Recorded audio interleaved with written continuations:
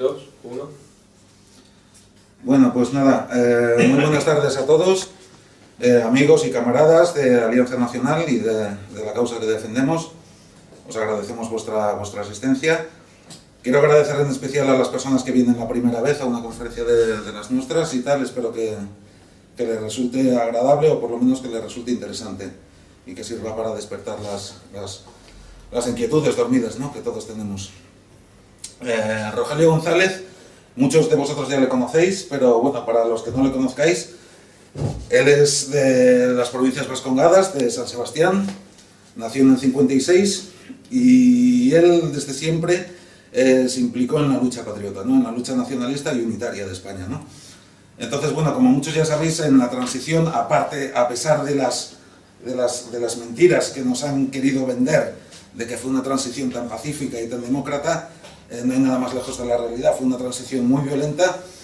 En aquellos años, yo me acuerdo que era niño, ¿no?, y ya recuerdo que todas las semanas había como mínimo de 1 o 3 funerales que se celebraban por los atentados que cometía ETA, ¿no? Él estaba amenazado por ETA, había un comando detrás de él, ¿no?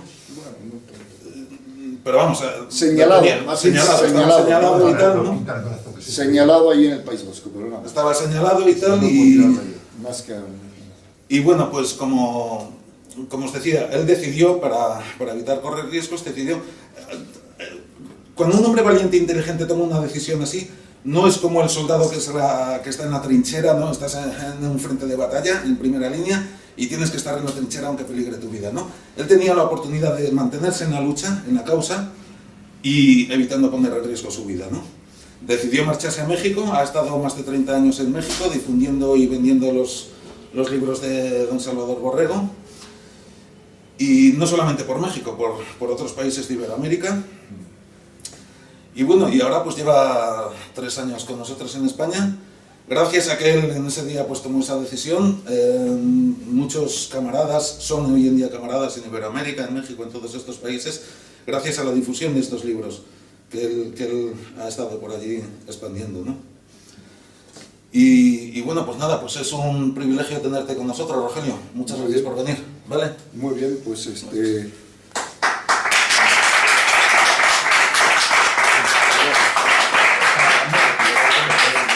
La conferencia que voy a dar va a ser las 5 revoluciones de la historia que han dado el poder al sionismo internacional, que es lo que vamos a terminar hasta nuestros días. Muy bien, pues vamos a empezar las 5 revoluciones. Hay una revolución muy importante que pasan por alto muchos historiadores y mucha gente incluso de nuestras ideas. La primera revolución importante, que es la o sea, creen que no tuvo importancia, sí tuvo mucha importancia, que fue la de 1517, la revolución protestante de Lutero. Esta revolución de Lutero ya es la primera, digamos, del gran triunfo del sionismo, aunque todavía no se llamaba así. Entonces era el movimiento político judío religioso, ¿no? Pero esta revolución se estuvo preparando 250 años antes, todo estaba preparado. En realidad inicia hacia el año 1260, en la ciudad de Troyes, Francia. En esa ciudad francesa había un judío llamado Rabí Salomón, que también se conoce en los libros de historia como Salomón Rashid. Ellos fundan una escuela en Troyes, en esa ciudad francesa, una escuela supuestamente de teología, para estudiar la Biblia. Y empiezan a invitar allí a los jóvenes de aquella época, y les empiezan a leer la Biblia, los párrafos, y a hablar la Biblia, pero para dudar de ella, para burlarse de la Biblia. Entonces empiezan a leer párrafos de la Biblia. Miren, Jesucristo resucitó a un muerto, Jesucristo hizo el milagro de los panes y los peces. Entonces, eso es imposible, no hay ninguna prueba, que no sé qué, no sé cuántos. Y así les iban metiendo esas ideas contra Cristo de estos judíos de Troyes a los jóvenes. Un día, creo que fue un viernes o un jueves santo o viernes santo de Semana Santa, los padres de los jóvenes que estaban ya informados de lo que sus hijos les decían, que les enseñaban en esa escuela, se abalanzan contra esa escuela y la queman. Y mueren ahí la familia de este Salomón Rashid, pero él logra huir. Logra huir y ya ves que a veces matas el veneno, pero la semilla queda. El caso es que logró huir y los documentos, la información de este Salomón Rashid pasó a un monje franciscano que se llamaba Nicolás de Lira. Nicolás de Lira era de origen judío, curiosamente. O sea, a veces no queremos encontrar a tantos judíos en la historia, pero aparecen leyendo y escudriñando libros y libros y libros, aparecen. Este Nicolás de Lira se había metido como fraile franciscano, o sea, dentro de la Iglesia Católica, aunque sus orígenes eran judíos.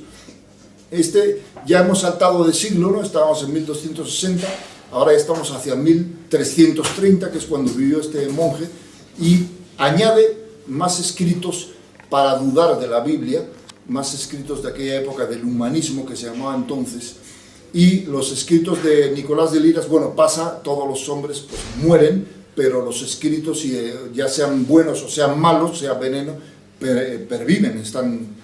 Y de Nicolás de Lira pasaron al siglo siguiente a un inglés que se llamaba John Wycliffe. John Wycliffe, que vivió hacia 1450-1470. Y este Wycliffe ya venía almacenando los escritos de Rashid Salomón, de Nicolás de Lira, y al final Wycliffe es el que los hereda. Y él incluso no solo los hereda, sino que los van escribiendo más cosas, ¿no? En contra de la Iglesia, en contra de dudar de Cristo, de dudar de la Biblia. Y de este Wycliffe inglés pasan al otro siglo, ya estamos en 1400, a uno checo, que se llamaba Juan Hus.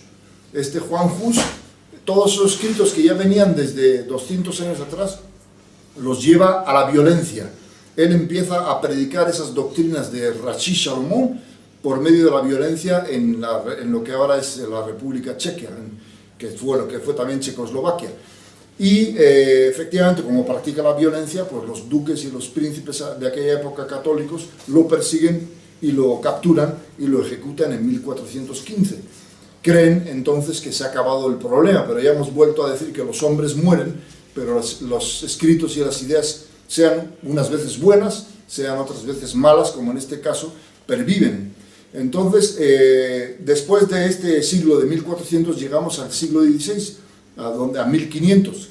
Ahí hay un monje agustino llamado Martín Lutero, que ya él había leído todo esto. Fíjense, o sea que vemos como del judío Rabí Salomón o Salomón Rashid salta a Nicolás de Lira, de Nicolás de Lira a John Wycliffe, de Wycliffe a Juan Hus, y de Juan Hus todo esto, esta carga venenosa llega a Martín Lutero.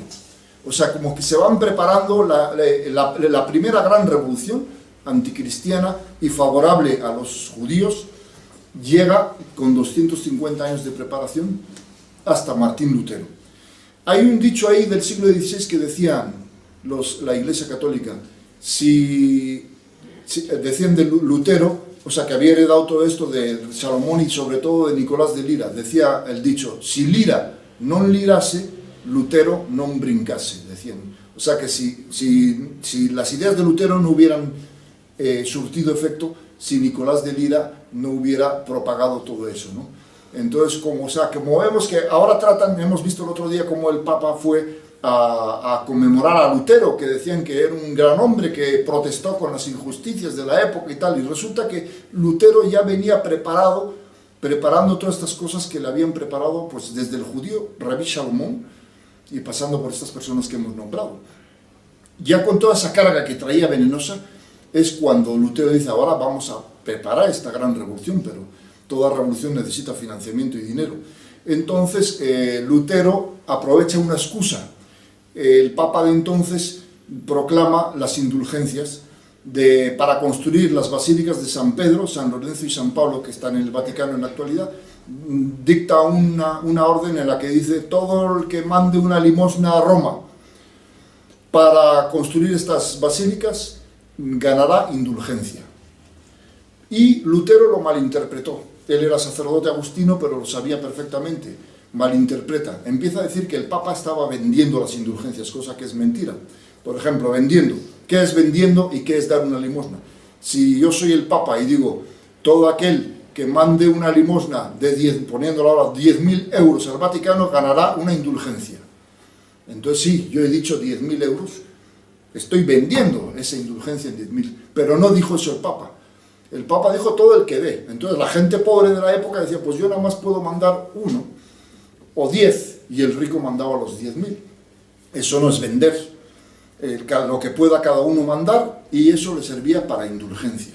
Las indulgencias, y Lutero todo eso lo sabía, pero lo empezó a predicar mal, diciendo que el Papa estaba vendiendo las indulgencias. La indulgencia, bueno, como supongo que saben lo que son las indulgencias, la indulgencia plenaria o la parcial. La indulgencia se gana ahora pues en los jubileos que manda la Iglesia, o en los días de San Francisco, de la Virgen del Carmen. Si vas a una iglesia carmelita y confiesas, comulgas, se gana una indulgencia parcial. En los jubileos se suele ganar total. La indulgencia, ¿para qué nos sirve? Pues bueno, a través de la vida vamos cometiendo pecados, nos confesamos, el Padre nos perdona, comulgamos, volvemos a pecar, nos confesamos. Entonces todo eso para Dios queda en un archivo. A la hora de la muerte, si morimos en gracia, entonces Dios nos va también a tener en cuenta, sí, has muerto en gracia, te vas a salvar, pero mira, ¿te acuerdas de aquel pecado del año 62 y aquel del año 70 y del año 80 y del 90? Todo eso te ha salvado porque te has confesado al final, te has arrepentido. Pero todo eso hay que purgarlo, para eso está el purgatorio. Pero si ganas una indulgencia parcial, Dios, según la teología católica, te quita parte de ese purgatorio. Ahora, si ganas la indulgencia total, plenaria que le llaman, entonces te quita todo el purgatorio de todo lo que hemos hecho mal en la vida. Entonces, esas son las indulgencias. Entonces, él decía, Lutero, falsamente, que la estaba vendiendo el Papa. Ese va a ser el motivo de la revolución, de la primera revolución, la excusa más que el motivo. Entonces salta Lutero en su iglesia de Alemania y pone un cartel en la puerta de la iglesia con 95 tesis. Y en esas 95 tesis se las estudia Roma, muy paciente, y le dice, pues fíjese que de estas tesis todas son condenables menos 25. 25 se las aceptamos, o sea, que para que vean cómo había diálogo en esa época que ellos llaman de oscuridad y todo, cómo la Iglesia trató de que no saltara Lutero, pero la intención de Lutero y de sus padrinos, que eran, otra vez salen los judíos, pues no era esa de dialogar con la Iglesia, era romper a la Iglesia, y eso es lo que van a conseguir en esta gran revolución. Lutero no se retracta, y todavía la Iglesia no le lanza las comuniones enseguida. Incluso el emperador Carlos I y V de Alemania, nuestro emperador Carlos, que tenía en herencia los territorios de España, de América y de Alemania y de Flandes, lo llama ahí y está hablando con él, muy tolerante, tanto que dicen que los reyes antiguos eran unos dictadores y que absolutos y que no admitían diálogo. Pues resulta que lo admitió y dialogó con el emperador Lutero y le dijo, bueno, ¿qué te pasa? ¿Qué es lo que quieres? Pues yo quiero esto. Y dice, pues mira, aquí la Iglesia ha hablado. Y te dicen que no te aceptan esas tesis. Y él lo dejó ir. Fíjense la tolerancia de nuestro emperador, y esto es la gente ignorante, y la izquierda y la masonería que los ponen de intolerantes. Resulta que lo dejó ir, que incluso muchos católicos de la época dijeron, dijeron el emperador Carlos no debía de haber dejado ir a Lutero, sino que en ese momento lo debía de haber detenido y ejecutado o encarcelado. Pero no, era tan tolerante Carlos I y V de Alemania que lo dejó ir, y en ese momento, cuando lo deja ir, es cuando ya empieza a difundirse por Alemania toda esta carga venenosa que hemos dicho que venía desde aquel Salomón Rashid, 250 años antes. Esa carga venenosa, incluso algunos malos sacerdotes, como siempre los hay, como los ha habido en la historia y como los hay ahora, se unen a Lutero, no todos, pero muchos, sobre todo en Alemania, y empieza a estallar la revolución, y esos malos sacerdotes predican a la gente que viene ahí a misa a decir, la Iglesia está mal, está vendiendo las indulgencias, hay que destruir, y empiezan a quemar iglesias en Alemania, empieza la primera revolución. Y varios judíos apoyan a Lutero traduciendo la Biblia, porque dicen, la Biblia no puede estar en latín, hay que traducirla a las lenguas, al alemán, al castellano y a todas las lenguas, y lo financian. Curiosamente, Lutero firmaba siempre con una rosa y una cruz. ¿Por qué?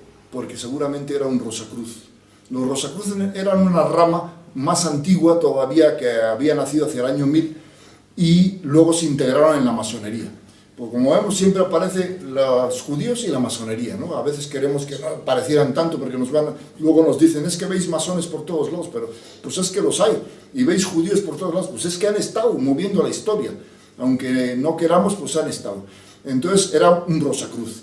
y recibe financiamiento y empiezan, Lutero habla con los príncipes, porque Alemania entonces tenía también, nuestro gran emperador les daba cierta autonomía, ¿no? Sajonia y esto, y el ducado y tal, y tenían sus autonomías y tenían pequeños ejércitos, hasta tanta autonomía que les daba el emperador Carlos. Y entonces les habla con ellos y les dice, si me ayudáis en esta revuelta, me ayudáis para propagar la nueva religión que él va a llamar evangélica, y luego se va a llamar también evangélica luterana, pues muchos príncipes le dicen, ¿y qué? ¿Y nosotros qué vamos a ganar? ¿Qué vais a ganar? Mira, ¿veis ese convento de la iglesia? En cuanto lo ocupemos, va a ser vuestro. Y las tierras, la iglesia tiene muchas tierras, vamos a quitárselas, y entonces esa va a ser vuestra ganancia. Entonces empieza esta revolución en Alemania, que va a durar pues mucha guerra, y el mismo emperador va a tomar las armas para combatir a Lutero en Alemania. Pero esa revolución, la gran primera, se extiende a otros países. En Inglaterra está en 1534 Enrique VIII, este rey libidinoso, que se había casado con la hija de los reyes católicos, Catalina de Aragón, pero no le había dado un hijo varón, y entonces dice que ya no era válida el matrimonio, y decide inventar el divorcio. Le consulta con Roma, y Roma le dice que no sé, que sí, que es válido, aunque no tenga hijos varones. Pero él va y consulta, qué curioso, otra vez vuelven a aparecer, allí en la judaización del cristianismo, de Federico Rivadeneyra Carles, con documentación muy abundante, habla Federico de cómo consultó al rabino de Venecia, al rabino de Viena, a un rabino de una ciudad italiana, al rabino de Londres, a como 5 o 6 rabinos de Europa. O sea, consulta con ellos y les expone el caso. Miren, que el Papa no me deja divorciarme, que tal y cual. Y todos los rabinos pues aprovechan y dicen, no, pues es que tienes que fundar tu propia iglesia, sepárate de Roma. O sea, otra vez aparecen ellos, ¿no? Sepárate de Roma, si tú eres igual que el Papa o más, pecado de soberbia. Y entonces es cuando ya él rompe también con Roma, y el Papa le manda la excomunión también a Enrique VIII. Y él repudia a su mujer, Catalina de Aragón, en un castillo. No se atreve a matarla porque entonces pesaba el rey Felipe II, bueno, Carlos, todavía era Carlos, y dice, no voy a matar a esta mujer, a su mujer, y la repudia en un castillo. Entonces se casa con Ana Bolena. Pero aquí en Ana Bolena hay un caso muy curioso, porque siempre aparece la conspiración, estudiando bien la historia. Ana Bolena era hija de Tomás Bolaine, un francés. Este Tomás Bolaine era un hombre rico que accede a la corte de Enrique VIII, y ahí mete a sus 2 hijas, muy guapas, dicen que eran. La mayor, y Bolena, la Ana era la menor. Pero curiosamente este Tomás Bolaine llevaba un anillo. ¿Y qué creen que llevaba ahí? Otra vez la conspiración. Pues una rosa y una cruz. Quiere decir que Tomás Bolaine pertenecía a los Rosacruces, lo mismo que Lutero. Como vemos, siempre aparecen detrás, escarbando bien la historia, los judíos y la masonería. Bueno, entonces el Rosacruz estaba independiente de la masonería, pero luego era ya una secta iluminista. El caso es que la hermana mayor está con Enrique VIII, y luego aparece la menor, que es Ana, y entonces el rey se enamora de la pequeña. Utilizaba a la mayor para sus asuntos sexuales como amante, y a la menor le gusta más la menor, y entonces la llama y le dice, oye, tú también quiero contigo. Y le dice, la menor más lista, dice, no, ¿qué crees? ¿Que yo soy una prostituta como mi hermana? Dice, no, si no te casas conmigo, nada de nada. Y entonces le dice Enrique VIII, ahora, ¿cómo voy a casar contigo si todavía estoy casado con la española? Dice, bueno, pues tú eres el rey, tú te divorcias, tú inventas el divorcio, inventas tu religión. Fíjense, la hija del Rosacruz, Tomás Bolaine. Y entonces el rey, ya había consultado con los rabinos, había consultado con Roma, y le dicen que no. Y entonces dice, pues vamos a romper con Roma. Y vamos a romper, y se separa de Roma, y él funda la iglesia anglicana de Inglaterra. Y se casa con Ana Bolena por la iglesia esta que él había inventado. Luego sale el libro de oraciones comunes, que lo inventa un obispo que se llamaba Cranmer, el arzobispo Cranmer, y eso, el libro de oraciones comunes, coincide con Lutero en muchas cosas. O sea, es la misma revolución. Coincide con Lutero, y curiosamente los dos arrancan los altares. Dicen que ellos inventan que la misa no debe ser de espaldas, digamos, el sacerdote de espaldas al pueblo, y antes ya ver que la misa también nuestra era el sacerdote de espaldas al pueblo y dándole la cara a Dios, al sagrario. Pero no, arrancan el altar y lo ponen de delante, tanto los anglicanos como los luteranos. ¿Y eso a qué nos recuerda? Concilio Vaticano II, hicieron lo mismo. En el concilio antiguo, bueno, yo de niño todavía, ustedes los mayores se acordarán, la misa íbamos y el altar estaba atrás, y íbamos a misa y el sacerdote, bueno, de cara a Dios, aunque también nos daba la cara, entonces arrancan los altares también en forma simbólica en el concilio Vaticano II, porque nos han puesto ahora el altar de frente, el sacerdote mirando al pueblo, en vez de mirar al más importante que es Dios, al sagrario, ¿no? Entonces, como que vemos la mano oculta también en el concilio Vaticano II, o sea, por todos lados sale una conspiración escarbando un poco la historia. Pero bueno, ya siguiendo esta primera revolución, se ha separado Inglaterra, Alemania está en guerra, y surgen otros, llamémoslos caudillitos, Zwinglio, Melanchthon, en Holanda, en Alemania, surgen caudillos que cada uno inventa otra nueva secta, todas derivadas de Lutero, y todo con el dinero de los señores de siempre, ¿no? Los judíos. Ellos están frotándose las manos porque dicen, vamos a romper la unidad católica europea. Ya Europa nunca más va a volver a ser una unidad católica. Primero hay que romper esa unidad para que vengan las otras revoluciones. Primero romper la unidad católica europea y después vendrá el laicismo, la masonería y todo lo que estamos sufriendo ahora, incluso el islamismo. Entonces media Europa se pelea entre sí y la parte norte queda del lado de los evangélicos, Suecia, Finlandia, todos esos países se quedan del lado de Lutero, para siempre, se puede decir, Dinamarca, mientras que la Europa del Sur, España, Portugal, Italia, toda esta zona sigue siendo fiel a la Iglesia Católica. Y, o sea que Europa se enzarza en una guerra civil, la guerra civil que han promovido estos señores de los Rosacruces y el dinero financiado de estos que dicen ahí don Salvador Borrego en su libro América Peregrina, que varios judíos ayudaron a Lutero a traducir la Biblia al alemán. Y así empieza a surgir, ese es un gran primer triunfo que toma las bases en 1517 y todo ese siglo XVI se forman las bases de lo que luego van a ser las demás revoluciones. Es el primer triunfo del judaísmo. Ahora, por ahí alguno me dirá que luego Lutero, sí, escribió un librito pequeño contra los judíos, sí, que se llama Lutero y las mentiras de los judíos, sí. Efectivamente, ese librito lo escribió él, pero curiosamente en ese libro de la judaización del cristianismo, dice Rivanera que allá por 1980 y tantos, 86, 87, hubo un congreso en Suecia de luteranos, invitaron a los judíos y se reunieron y dijeron, bueno, es que Lutero fue muy bueno, pero tiene este pecado de que escribió un librito pequeño contra los judíos. Y los judíos ahí decidieron perdonarlo, dijeron, está bien, no hay problema con Lutero porque haya escrito ese pequeño folleto, porque el judaísmo ganó más con lo que hizo Lutero que por ese pequeño folletito atacándonos, se le perdona. Y es verdad, el judaísmo ganó más haciendo esa revolución europea y destruyendo la unidad católica de Europa. Ganó mucho más, y hasta los días de hoy estamos viendo las consecuencias. Como siempre, esos países del norte se van a poner del lado de del sionismo, de la masonería, Inglaterra, Suecia, Noruega, Dinamarca, y van a ser fieles siempre a Israel. Esta es la gran primera revolución que triunfa. La segunda revolución hay que saltar de siglo. La segunda, ya hemos terminado el siglo, en 1599, entramos en 1601, y el país donde ya más había aprendido estas ideas es Inglaterra. Inglaterra se había hecho anglicana, se había perseguido mucho a los católicos, habían matado a muchos sacerdotes, que eso no lo dicen en las televisiones, en la prensa, pero cantidad de jesuitas fueron asesinados en Inglaterra en la persecución de Enrique VIII, y después de su hija, bueno, hubo una de las hijas, la hija Catalina de Aragón, María Tudor, que volvió al catolicismo, se casó, como saben, con el rey Felipe II, y hubo un periodo de intervalo que Inglaterra retornó al catolicismo, pero ya el veneno que habían sembrado, ya Inglaterra había quedado tocada, ya no era lo mismo.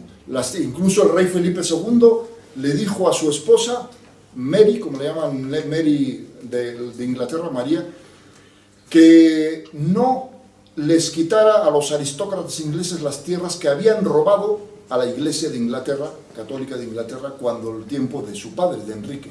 Es decir, y habló con Roma y le dijo, vamos a ser tolerantes, para que estos que luego dicen que eran dictadores y tal, vamos a... El bien es que Inglaterra regrese al catolicismo.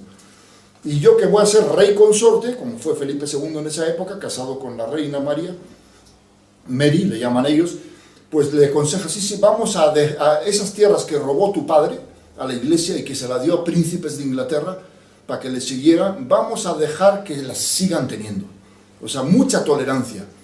Primero con Carlos, su padre, el emperador, con Lutero, y ahora con Felipe. Mucha tolerancia. Entonces, la iglesia permite que estos aristócratas ingleses se queden con esas tierras con tal de que retornen al catolicismo. Pero, pues pasa el tiempo, Felipe II no tiene hijos con Mary, y Mary fallece, y entonces sube al poder su hermana, Isabel I. Y esa sí era completamente protestante, anglicana, fanática. Se dice ya que ella, encontré yo en un libro de William Thomas Wells, Felipe II se llama el libro de William Thomas Wells, un inglés católico, que ella ya tenía contactos también con logias masónicas de aquella época en Inglaterra, que habían trasladado a los judíos. Entonces ya Inglaterra había quedado infectada del veneno masónico y aparte del anglicanismo. Ese periodo pequeño de catolicismo se persiguió a muchos anglicanos, esta la esposa de Felipe, pero aún así ya el veneno estaba echado. Ese veneno va a estallar en el siguiente siglo. El siguiente siglo han muerto ya esta reina Isabel y accede al trono, ella no tuvo hijos, pero accede un pariente de ella, Jacobo I de Escocia, que era un rey muy traidor. Jacobo I era hijo de la reina de Escocia, y la reina de Escocia había sido ejecutada por su pariente Isabel, y entonces este Jacobo fue iniciado en una logia masónica ya en esa época, y continúa, en vez de hacerse católico como su madre, que había sido asesinada por Isabel, él sigue siendo protestante y masón. Y al morir Jacobo, le deja el trono a su hijo hacia el año ya 1612, le deja el trono a su hijo Carlos I de Inglaterra. Carlos I de Inglaterra, como su padre, en un principio es también anglicano. Y empieza a gobernar Inglaterra y empieza a darse cuenta de una cosa muy importante. Dice, aquí no se puede gobernar. ¿Por qué? Porque el control de la economía de este país no la tengo yo, que soy el rey. ¿Quién las tienen? Los particulares, dicen en algunos libros. Que los particulares en realidad vuelven a salir, pues son los judíos. Los judíos usureros controlaban la economía de Inglaterra.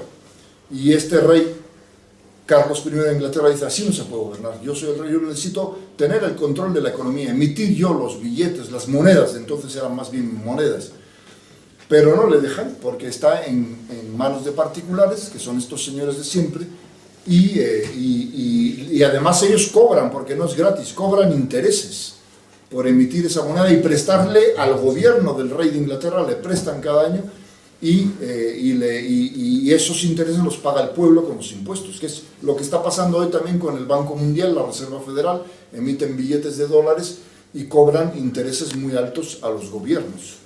El caso es que él se rebela, Carlos I, y habla en el Parlamento. Ya estaba el Parlamento británico, y decide pedirle a los parlamentarios que eso no se puede, que hay que controlar la emisión del dinero de Inglaterra y quitársela a estos particulares. Pero resulta que ya hemos dicho que estaba ya envenenado el gobierno de Inglaterra, y en el Parlamento había mayoría de diputados que eran algunos ya masones y otros corruptos vendidos a los particulares, es decir, a los judíos. Entonces le rechazan al rey, no, la economía tiene que seguir estando en manos de esos particulares. Entonces se enfada Carlos I y decide disolver el Parlamento. Ahí hay un tal, creo que será Fortuyn o algo así, que se rebela contra él, que era el hombre masónico de los judíos. Entonces deciden que estalle la guerra civil. Y estalla la guerra civil en 1645, porque el rey ha disuelto el Parlamento. Estalla una guerra civil y estos señores, los de la banca, deciden nombrar a un teniente general del ejército británico que era nieto por parte de su abuela, tenía un cuarto de sangre judía. Luego era protestante, era masón, se llamaba Oliverio Cromwell. Estalla la guerra civil y este Oliverio Cromwell, ya ves que las guerras se ganan con tres cosas, como decía Napoleón, con dinero, dinero y dinero. Y este recibe mucho dinero de un banquero que había venido de Ámsterdam, Holanda, que ya también estaba en guerra, ya era casi protestante, se lo habían arrebatado al Imperio Español, pero se habían hecho Holanda los protestantes y la parte del sur, Bélgica, católica. El caso es que este se llamaba, qué curioso, Manasseh ben Israel. Otra vez aparecen estos señores y financia Cromwell. Cromwell gana la guerra, hacen prisionero a Carlos y en 1648 lo ejecutan. Es la segunda gran revolución que ganan. Lo ejecutan, le cortan la cabeza y Cromwell se instaura como dictador, masón y además adicto a los judíos, a la banca esta judía, ¿no? Entonces Cromwell instaura una dictadura de 10 años, del 48 hasta el 58, en el que muere. Y al morir él hereda, como Fidel Castro y el de Corea del Norte, hereda la dictadura a su hijo, Richard Cromwell. Pero Richard Cromwell era muy inepto y dura nada más un año. Entonces dura un año y entonces deciden otra vez que debe regresar la monarquía y buscan otra vez a reyes de la Casa Real de Inglaterra, parientes que quedaban por ahí. Muchos eran protestantes y los otros estaban en el exilio y eran católicos. Total que no logran, vuelve a haber guerras en Inglaterra, civiles, entre el pretendiente católico y los protestantes. Entonces, como no logran, deciden traer a Guillermo de Orange, o Guillermo de Nassau, que no era inglés, era holandés.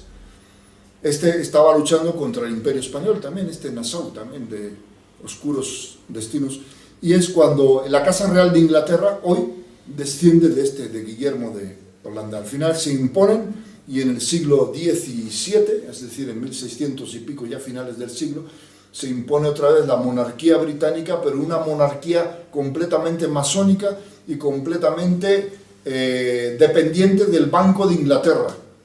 Surge por esas fechas el Banco de Inglaterra. Primero surge un banco de estos en Holanda, que ya era territorio también de ellos, por las revueltas protestantes, el Banco de Ámsterdam. Y del Banco de Ámsterdam surge luego el Banco de Londres. Pero el Banco de Londres ya va a tener un control de estos señores judíos ingleses, un control total. La monarquía no va a pintar nada. Y Inglaterra, con esta gran segunda revolución y triunfo de ellos, va a ser un fiel bastión de estos señores, hasta el día de hoy. Inglaterra ya va a ser el fiel que va a participar en todas las guerras siempre para defender a Israel, incluso para crear el Estado de Israel en 1949, 48, 49. Entonces, han pasado ya estos 2 siglos, ha habido 2 revoluciones, han triunfado, el movimiento político judío, llamémoslo así, seguía ganando terreno, mientras que la Iglesia Católica seguía perdiendo. Llevaba ya 200 años perdiendo, mientras que los otros iban ganando con esta segunda revolución. Ya vamos a pasar al siguiente siglo, 1701, empieza el siglo XVIII, y se reúnen en Londres en 1717 3 anglicanos y 3 judíos, y deciden refundar, porque ya estaba fundada, esa sería otra conferencia que ya he dado anteriormente, la francmasonería. La masonería antigua, que venía desde los tiempos de Herodes, ahora se va a refundar en una masonería moderna, especulativa, más especulativa que la de antes, en una logia de Londres en 1717, con estos 3 anglicanos y 3 judíos. Y Inglaterra va a ser el bastión de la masonería.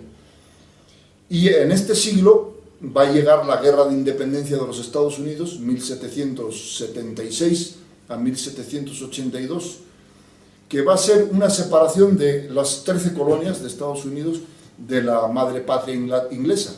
Pero resulta que vuelve a entrar otra vez el dinero. ¿Por qué se separa? Pues resulta que Inglaterra le había dado cierta autonomía económica a sus 13 colonias. Es decir, allí circulaba una moneda diferente a la libra inglesa. Se llamaba la nota colonial. La nota colonial circulaba en las 13 colonias. Resulta que la nota colonial que la habían inventado, digamos, los criollos hijos de ingleses que vivían en las 13 colonias, no pagaba impuestos. ¿Por qué? Porque se basaba en el trabajo de los colonos de Estados Unidos, de lo que luego sería Estados Unidos. Se basaba en eso y no pagaba impuestos. Entonces eso molesta al Banco de Inglaterra que hemos hablado y dice, no, esto de que no paguen impuestos no es conveniente para nosotros, no ganamos dinero. Y entonces aparece la familia Rothschild de origen judío, y dicen, esto no puede ser, esto hay que acabar con esa pequeña autonomía económica que le damos a las 13 colonias. Y deciden suprimirla. Y es cuando los americanos, pues bueno, llamémosle ya a norteamericanos, se enfadan y dicen, ahora estamos pagando más impuestos, y es cuando deciden, pues vamos a proclamar nuestra independencia. Y la proclaman en 1776, y estalla la guerra que dura hasta el año 84.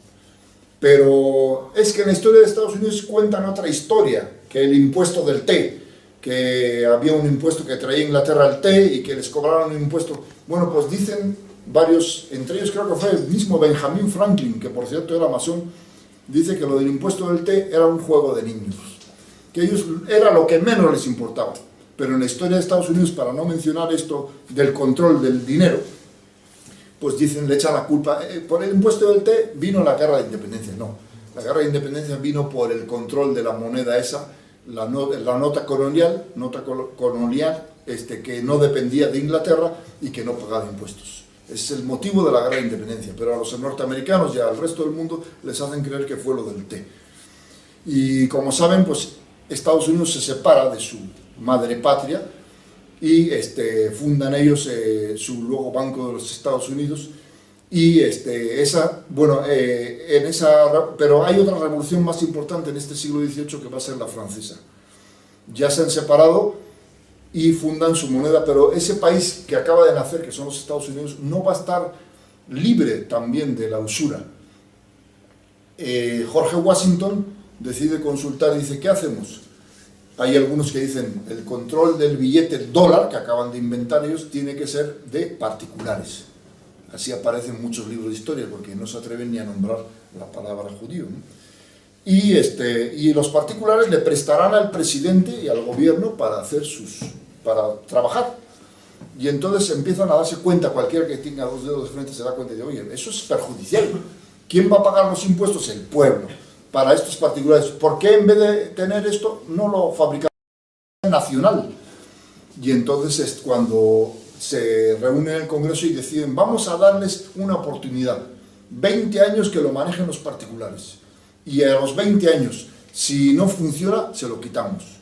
Y efectivamente, 20 años están el gobierno poniendo la mano, pidiendo prestado a los particulares y endeudando al pueblo.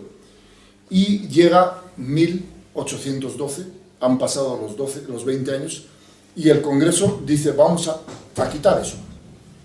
Lo rechazan y dicen, el control del dinero va a ser nacional. Es decir, va a haber un banco de los Estados Unidos que va a emitir el dólar, y eso lo va a controlar el mismo gobierno, y así no vamos a tener que pagar impuestos a nadie, como existió la nota colonial durante las 13 colonias.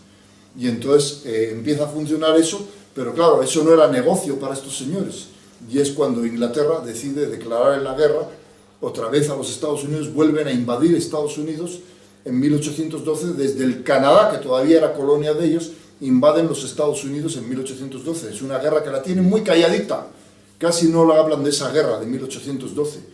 Muchos norteamericanos ni saben que fueron invadidos y fueron ocupados. La mitad del territorio norteamericano es ocupado por Inglaterra, y ahí se quedan durante 4 años, del 12 al 16. Y dicen, ¿cuándo nos vamos? Pues cuando vuelvan a entregar el poder del dinero a los particulares. Y después que quedó una guerra como de empate, porque parte del territorio todavía quedaba libre y parte del territorio ocupado por Inglaterra. Es cuando entonces deciden, el Congreso americano se vuelve a reunir, está bien, vamos a dárselo a los particulares otra vez, y a pagar impuestos por ese dinero que nos fabrican ellos, que no es nada más que papel. Y así los ingleses se retiran, es decir, dan una segunda independencia a los Estados Unidos, que también todo eso se lo tienen muy callado. Se retiran en el año 1816, se retiran las tropas, pero la economía queda dependiendo de estos señores particulares. El caso es que en ese mismo siglo XVIII, en Europa, hay un acontecimiento muy importante, que es la tercera gran revolución, también con esta americana, pero es más importante la francesa de Europa. 1789, ya habían estado sembrando el veneno los llamados enciclopedistas, entre los que se encontraban Voltaire, Juan Jacobo Rousseau, d'Alembert, Montesquieu. Todos estos eran de las logias masónicas y habían sembrado con sus libros en Francia la idea del liberalismo, de la masonería y de que el reino debía tener los poderes absolutos. Y pues el rey Luis XVI lo permitía, y ahí estaban sembrando eso, hasta que deciden que estalle la Revolución Francesa, también como siempre financiada por estos señores, incluso financiada desde Inglaterra. Ya hemos dicho que Inglaterra ya llevaba unos siglos de poder masónico y judío, ¿no? Entonces estalla la Revolución Francesa, como saben, una orgía de sangre, y como siempre esta revolución, ya en Inglaterra habían ejecutado a muchos católicos, y en el siglo XVI en las guerras civiles entre protestantes y católicos también, pero esta va a ser ya un desmán, una orgía de sangre contra los católicos en Francia. Se asesinan a muchísimos, a sacerdotes, obispos, a católicos. Hay una resistencia de la Vendée, la región de la Vendée, cerca de Normandía, que les van a llamar los vendeanos, que eran, se dice que eran los carlistas de aquella época.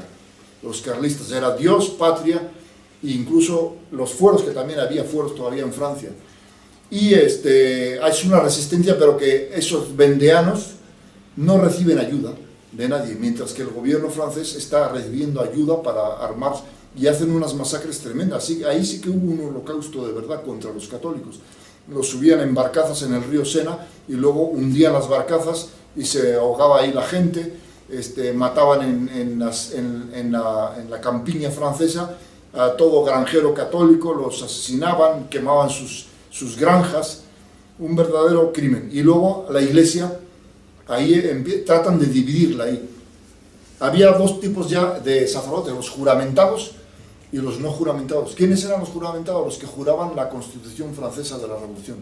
A eso se les permitía, ya empezaba la infiltración en la iglesia, el liberalismo, se les permitía dar su misa. En cambio, a los que no juraban lealtad a la Revolución, esos eran proscritos, perseguidos y asesinados. La Revolución Francesa trae eso. Y la Revolución tiene ya tanta deuda con Inglaterra que la economía de Francia se hunde. Aparte de la orgía de sangre, como surgen verdaderos monstruos ahí como Robespierre, Danton y otros más, todos masones, curiosamente ahí están, y Francia arruinada económicamente. Ese es otro triunfo. Es la tercera revolución en la que triunfa lo que luego se llamará el sionismo, pero la consecuencia de esta revolución, la francesa, va a tener consecuencias internacionales. Se va a esparcir a otros países de Europa, que va a haber lo mismo. Endeudarse con los banqueros de Inglaterra, que no son ingleses de verdad, triunfo de logias masónicas y persecución contra la Iglesia Católica. Pero en España como que se frena un poco todo eso, se frena la invasión de Napoleón. Napoleón trae esas ideas, el pueblo español reacciona y va contra Napoleón. Sabemos todo lo de la guerra de independencia contra Francia, y como que no logra todavía meterse en España. Donde va a aprender más va a ser en las provincias hispanoamericanas, en los virreinatos de América. Por supuesto, la masonería se va a encargar de hacer las independencias de los 4 virreinatos. Había un alto nivel de vida. Yo lo he sacado de un sueco que era economista, que hizo el PIB, Producto Interno Bruto, de aquellos virreinatos, y era mayor que el que hay ahora. Era un PIB, las revoluciones de independencia de América no son por pobreza, aunque traten ahora de ponerlo y de mentir. Las revoluciones eran movidas por la masonería. Como saben, en México es el cura Hidalgo, que era un sacerdote, pero que pertenecía a las logias masónicas.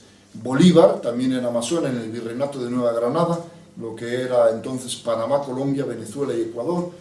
Virreinato de Lima menos, pero también, y el virreinato del Río de la Plata, donde allí es San Martín, don José de San Martín, también masón, o en Paraguay el doctor Rodríguez de Francia, también francmasón, en Uruguay Artigas también. Todo América se levanta a la vez, como si fuera una casualidad. No, todo estaba movido por las logias masónicas. Es parte de esa tercera gran revolución en la que la Iglesia seguía perdiendo, España también empieza a perder y el movimiento político judío va ganando cada vez más, por medio ahora de las logias masónicas. Todo el siglo XIX va a ser un caos de guerras civiles en toda América, desde México hasta Argentina.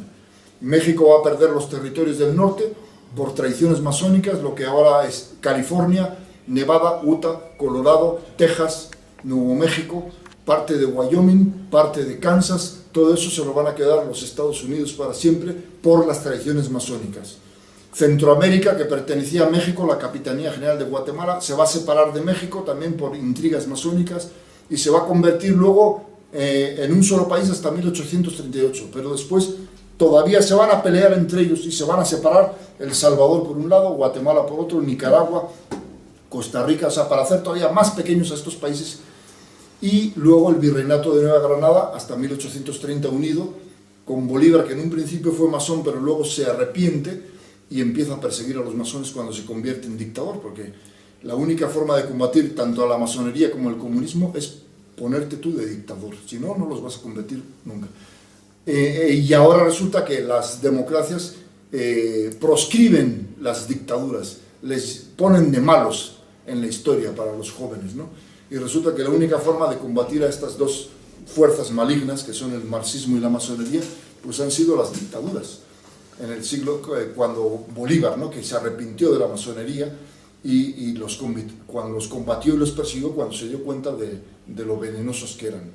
Pero ya se habían separado Venezuela con el general José Antonio Páez, curiosamente masón, separa Venezuela.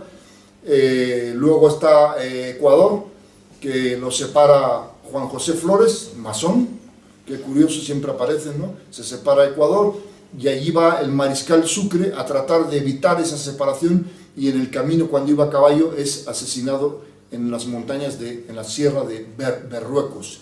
Ahí es asesinado el mariscal Sucre, que también había sido masón durante la Guerra de Independencia, pero por lo menos le salió un poco de patriotismo y se dio cuenta y dijo, no, es que estamos mejor unidos en la Gran Colombia. Y cuando ven cómo ellos también matan a otro masón que se arrepiente. Y Colombia se separa con el general Santander, que era también masón. Como vemos, ellos los masones hacen pedacitos de Colombia, Venezuela, Ecuador, y por último será Panamá en el siglo XX, con el senador Arango, que también separará Panamá, pero como no podían solos, intervienen los Estados Unidos para separar Panamá y luego hacer ahí un canal, porque Colombia no le permitía, no le había firmado, no aceptaban lo del canal de Panamá. Entonces, como vemos, siempre la mano masónica para dividir y vencerás. Lo mismo va a pasar con el Virreinato de Lima. Se habían independizado de España y habían formado un país que eran la Federación de Lima-Bolivia. Ahí estaba un general que se llamaba Andrés de Santa Cruz. Pero empieza a haber guerras civiles, la masonería interviene y se separan. Colombia y Perú se separan para siempre. Y luego estaba el otro virreinato, el del Río de la Plata, con Argentina, Paraguay y Uruguay, como hemos dicho también. En un principio nacen, Paraguay ya se había separado desde 1811 con Rodríguez de Francia, y luego se quedaba Argentina y Uruguay unidas, pero se separa con Artigas, Uruguay, que los brasileños ya habían atacado, y al final dice, un tratado para que Uruguay ya no queda ni para Argentina ni para Brasil, independiente. O sea, el caso era en vez de hacer 4 naciones católicas y nacionales, hijas de España, grandes, el caso fue hacer 20 naciones separadas, divididas, con guerras civiles en el siglo XIX y con endeudamiento y dependientes totalmente de los Estados Unidos, de la banca sionista de Estados Unidos en el siglo XX y este XXI que llevamos. Entonces vemos cómo esa tercera gran revolución que es del sionismo logra desbaratar todas las provincias españolas de América, y luego no solo eso, sino que los dividen entre ellos. Y los dividen con guerras civiles, que está plagado el siglo XIX en esos países, y además luego hacerlos depender económicamente primero de la Inglaterra masónica, y después de los Estados Unidos. Es el triunfo de esta tercera gran revolución. Como saben, esta tercera gran revolución, que también se ha extendido, hemos dicho, de la francesa, saltan las ideas esas a América española. También en España tenemos este problema. En España el pueblo español está unido. Ahora he notado yo que en la prensa, en la televisión, os dicen gente de izquierdas, gente de derechas, que ¿qué pasa en España? Que en España no pasa lo que en Dinamarca o en Noruega o en Estados Unidos. ¿Por qué en España todavía sigue este odio entre partidos y facciones, entre la izquierda y la derecha, entre la extrema izquierda y la derecha? Sigue habiendo un cierto odio, ¿no? Siempre un revanchismo, un insultar. Ese odio, ¿quién lo ha metido? Pues en la España de hasta 1800 era una España unida, el pueblo español católico unido, los ejércitos españoles unidos, pero es la Constitución masónica de Cádiz la que va a fomentar ese odio y división entre los españoles. La Constitución liberal de Cádiz, hecha por los masones, empieza a meter esa división entre los españoles. ¿Y qué mejor que la Constitución liberal de Cádiz dice que no reconocía fueros a ninguna región española? Es decir, que todas debían de ser iguales porque la democracia es así, todos iguales. Entonces, claro, las provincias vascongadas, Cataluña, Aragón y otras regiones españolas tenían los fueros que venían desde la Edad Media, en la que había ciertos privilegios, de que se pagaban menos impuestos, de que los ciudadanos de ahí no podían ser juzgados nada más que por un juez catalán, un juez vasco. Eran los fueros que tenían. Pero la Constitución de Cádiz de la masonería prohíbe, quita esos fueros, y empieza la división entre los españoles. Empieza a ver, ¿no?, como que los fueros, ¿no? Y la masonería mete el veneno liberal. Fernando VII, aunque digamos que no haya sido muy buen rey, combate a la masonería, los encarcela, los proscribe. Había abolido otra vez la Constitución de Cádiz, había habido una guerra civil en 1820 al 23, y combate y persigue y encarcela a los masones. Pero a la muerte de él en 1833, bueno, primero en 1830 había una ley sálica que venía desde la antigüedad, desde los reyes católicos. La ley sálica decía que no podían gobernar las mujeres. Entonces la ley sálica en 1830 no permitía que una hija de Fernando VII accediera al trono. Pero la esposa de él, la cuarta esposa, María Cristina de Nápoles, que tenía muchos amigos masones en mismo Nápoles, de donde venía ella, le dice a Fernando que hay que abolir esa ley. Y en 1830 queda abolida. Quiere decir que en el 30 queda abolida, y sí pueden gobernar, porque como no tenía hijos varones, solo tenía su hija Isabel, pueden gobernar las mujeres. Pero luego se arrepiente Fernando, y en el año 32 vuelve a quitar esa ley sálica, diciendo, no, mi hija no va a poder gobernar. Pero eso, ahí dan un pequeño golpe de estado encubierto, la reina Cristina, y reúne a otras personas y dice, no, vamos a permitir que sí, que eso quede nulo. Muchos dirán, ¿por qué no reaccionó Fernando?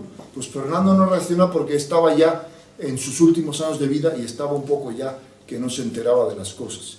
Bueno, ustedes los mayores nos acordaremos del año 74 aquí en España, el generalísimo, pues estaba que ya muchas cosas no se enteraba y que eran sus asesores los que firmaban. Bueno, él firmaba, pero ya como que lo manipulaban porque estaba muy anciano.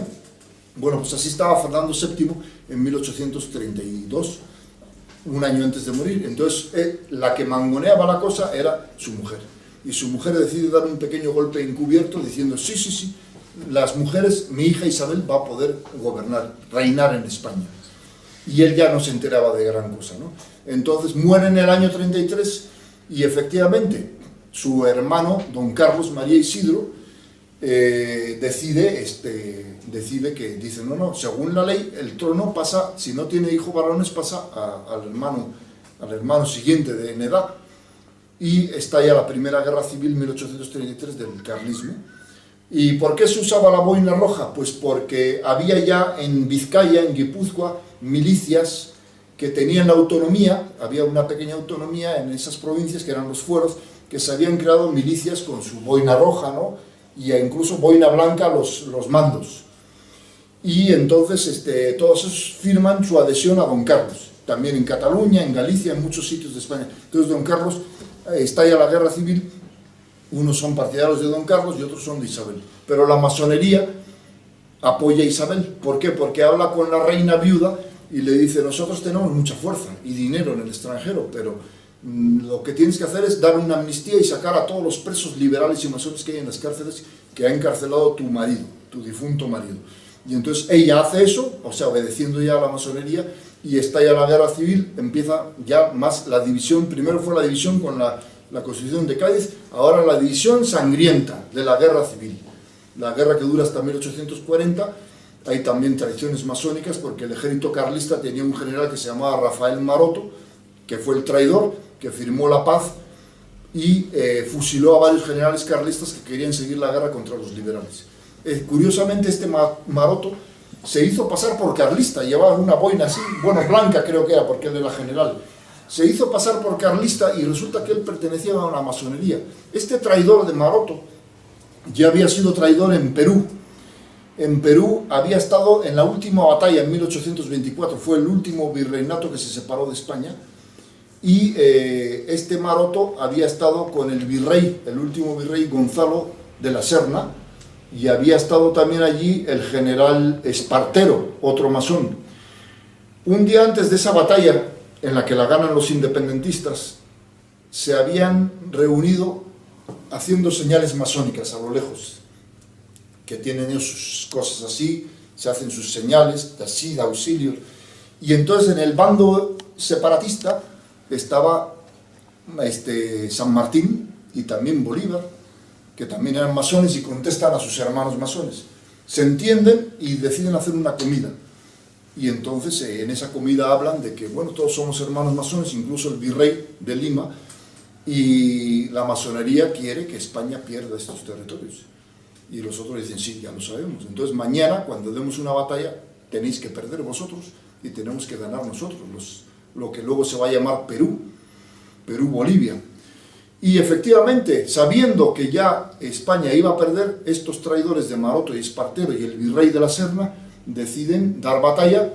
Como siempre, el pueblo bajo mueren soldados humildes en los dos bandos, sabiendo que ya estaba la batalla y la guerra separatista perdida.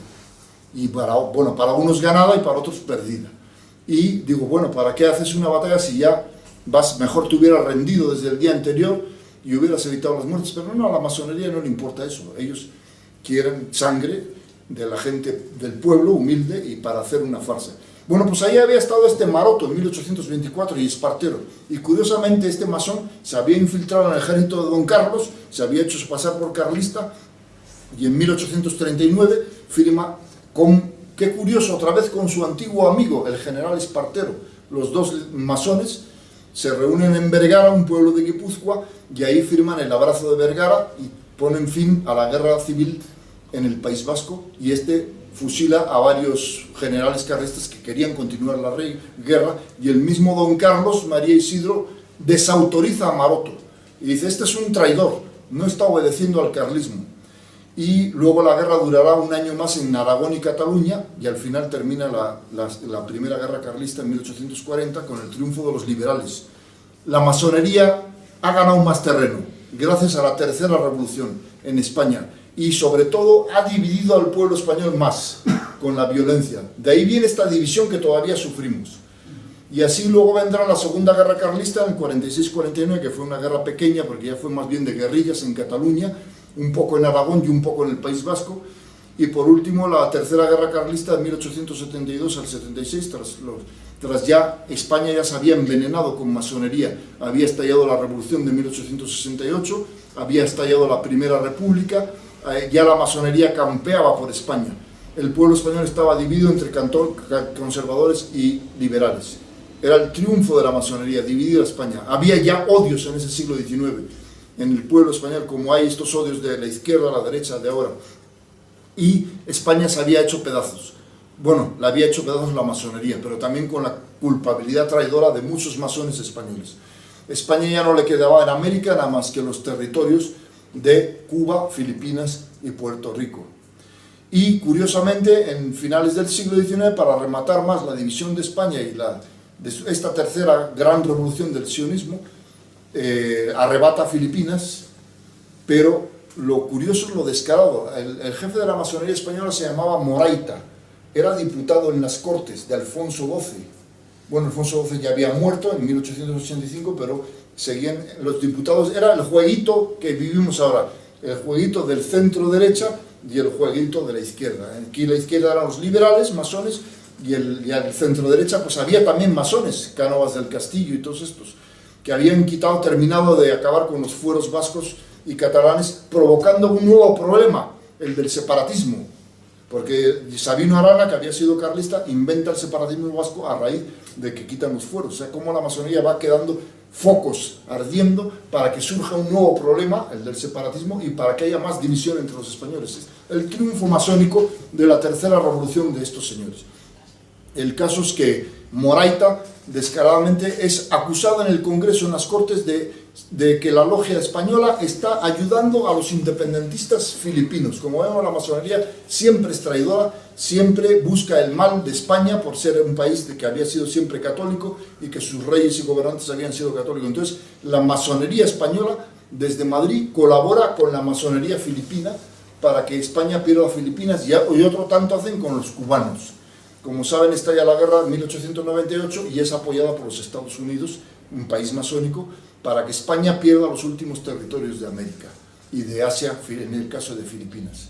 Y así acaban dividiendo a España con esta otra guerra, yo le llamo también civil, porque eran ciudadanos españoles los de Filipinas, y España no era como Inglaterra, que tenía sus colonias, y el ciudadano de las colonias de Inglaterra no tenía nacionalidad inglesa, eran ciudadanos de segunda o tercera, mientras que los ciudadanos de la América Española, de Filipinas y de Cuba, eran también ciudadanos españoles. Así lo había decretado en tiempos de Carlos I y V de Alemania, que era la prolongación de España a los territorios de América, y que aquellos ciudadanos fueran mestizos, indios o criollos, serían también españoles. El caso es que España había perdido con esta tercera gran revolución. Es un zarpazo ya no contra, ya habíamos dicho que el zarpazo fue primero contra la Europa del Norte, luego fue contra Inglaterra, luego fue contra Francia, y de derivación de este zarpazo contra Francia resulta también España, perdiendo todos los territorios de Hispanoamérica por culpa de la masonería.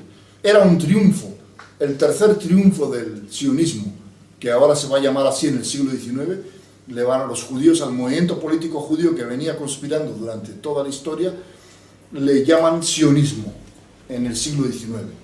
Era un triunfo haber desbaratado España y sus provincias de América, haber debilitado a España y todavía fomentar el odio entre los españoles y las guerras civiles del siglo XIX, y sobre todo un nuevo engendro que salía, el separatismo vasco y catalán y un poquito el gallego. Todo por las maniobras de los malos políticos corruptos y liberales del siglo XIX. Y así, esa es la tercera gran revolución, el tercer gran triunfo del sionismo. Y así pasamos luego ya al siglo XX.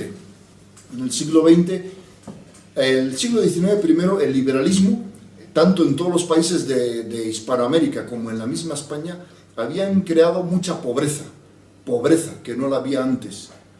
La pobreza principalmente con las tierras que había, las tierras llamadas comunales, que había en América. Desde los tiempos de Isabel y de Carlos I y Felipe se habían creado ejidos comunales, es decir, la tierra era un pueblo y alrededor del pueblo todo era tierra comunal.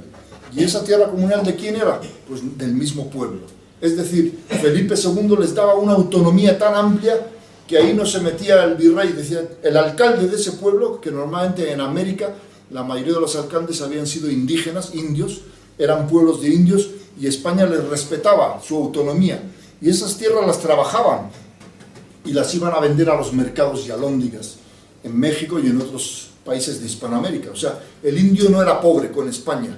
Esa es la mentira que han inventado ahora el marxismo, de echarle la culpa a España, que dicen 500 años de opresión y de pobreza. Todo eso es una mentira que inventará el marxismo para echarle la culpa a España. La pobreza del indio va a venir en el siglo XIX, cuando gobiernan los masones, porque esas tierras comunales logran todavía ser propiedad de los indios tras las independencias de América, y van a ser, esas tierras daban mucho fruto y daban de comer a todo el país, incluso para exportar. Entonces a los Estados Unidos, el segundo país de la conspiración después de Inglaterra, no le interesaba eso. Ellos querían que Hispanoamérica, que además era mayoría, 99% entonces de católicos, había que empobrecerla. Entonces decían, hay que atacar la tierra, hay que destruir la tierra.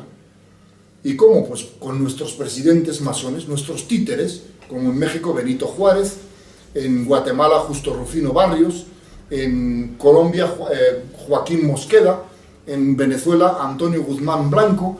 Todos estos líderes masones que fueron presidentes de sus países decretaron leyes que les llaman ellos de reforma, en las cuales se les robaba las tierras a los indios, dicen ellos, nacionalización de la tierra de los indios y de la iglesia, porque la iglesia también era importante. Entonces no había bancos, no entraba la usura judía de los banqueros judíos. Y entonces, ¿quién prestaba en esa época virreinal y en la antigüedad? La iglesia. La iglesia les prestaba a la gente para comprar una tierra con un interés bajísimo de un 4 o 5% al año. Mientras que los bancos, ¿cuánto te cobran ahora de intereses si te dan un préstamo? Entonces, claro, los banqueros judíos de Inglaterra decían, oye, nosotros no podemos entrar a abrir un banco en México o en Perú. ¿Por qué? Porque la iglesia nos hace la competencia. La iglesia da un crédito mucho más barato que nosotros. Entonces hay que acabar con esa banca de la iglesia y hay que acabar con lo que da de comer a un pueblo, las tierras. Y entonces cuando los Benitos Juárez, como le llamo yo, de América, deciden nacionalizar los bienes de la iglesia y de las tierras comunales. Los indios quedan en la pobreza. Hay levantamientos de indios contra el indio Benito Juárez, porque dicen, es que Benito Juárez fue el indio que fue presidente. Sí, el indio que más daño le hizo a los indios. Hubo guerras civiles de indios y Juárez los masacró, asesinó a muchos indios, mandaba al ejército liberal mexicano asesinando muchos indios por toda la República Mexicana.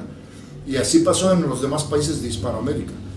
Empobrecer al pueblo, robándole las tierras, y empobrecer al indio. De ahí, de esos años que todo esto sucedió entre 1860, en unos países más tarde, 68, 70, empezó la pobreza del indio.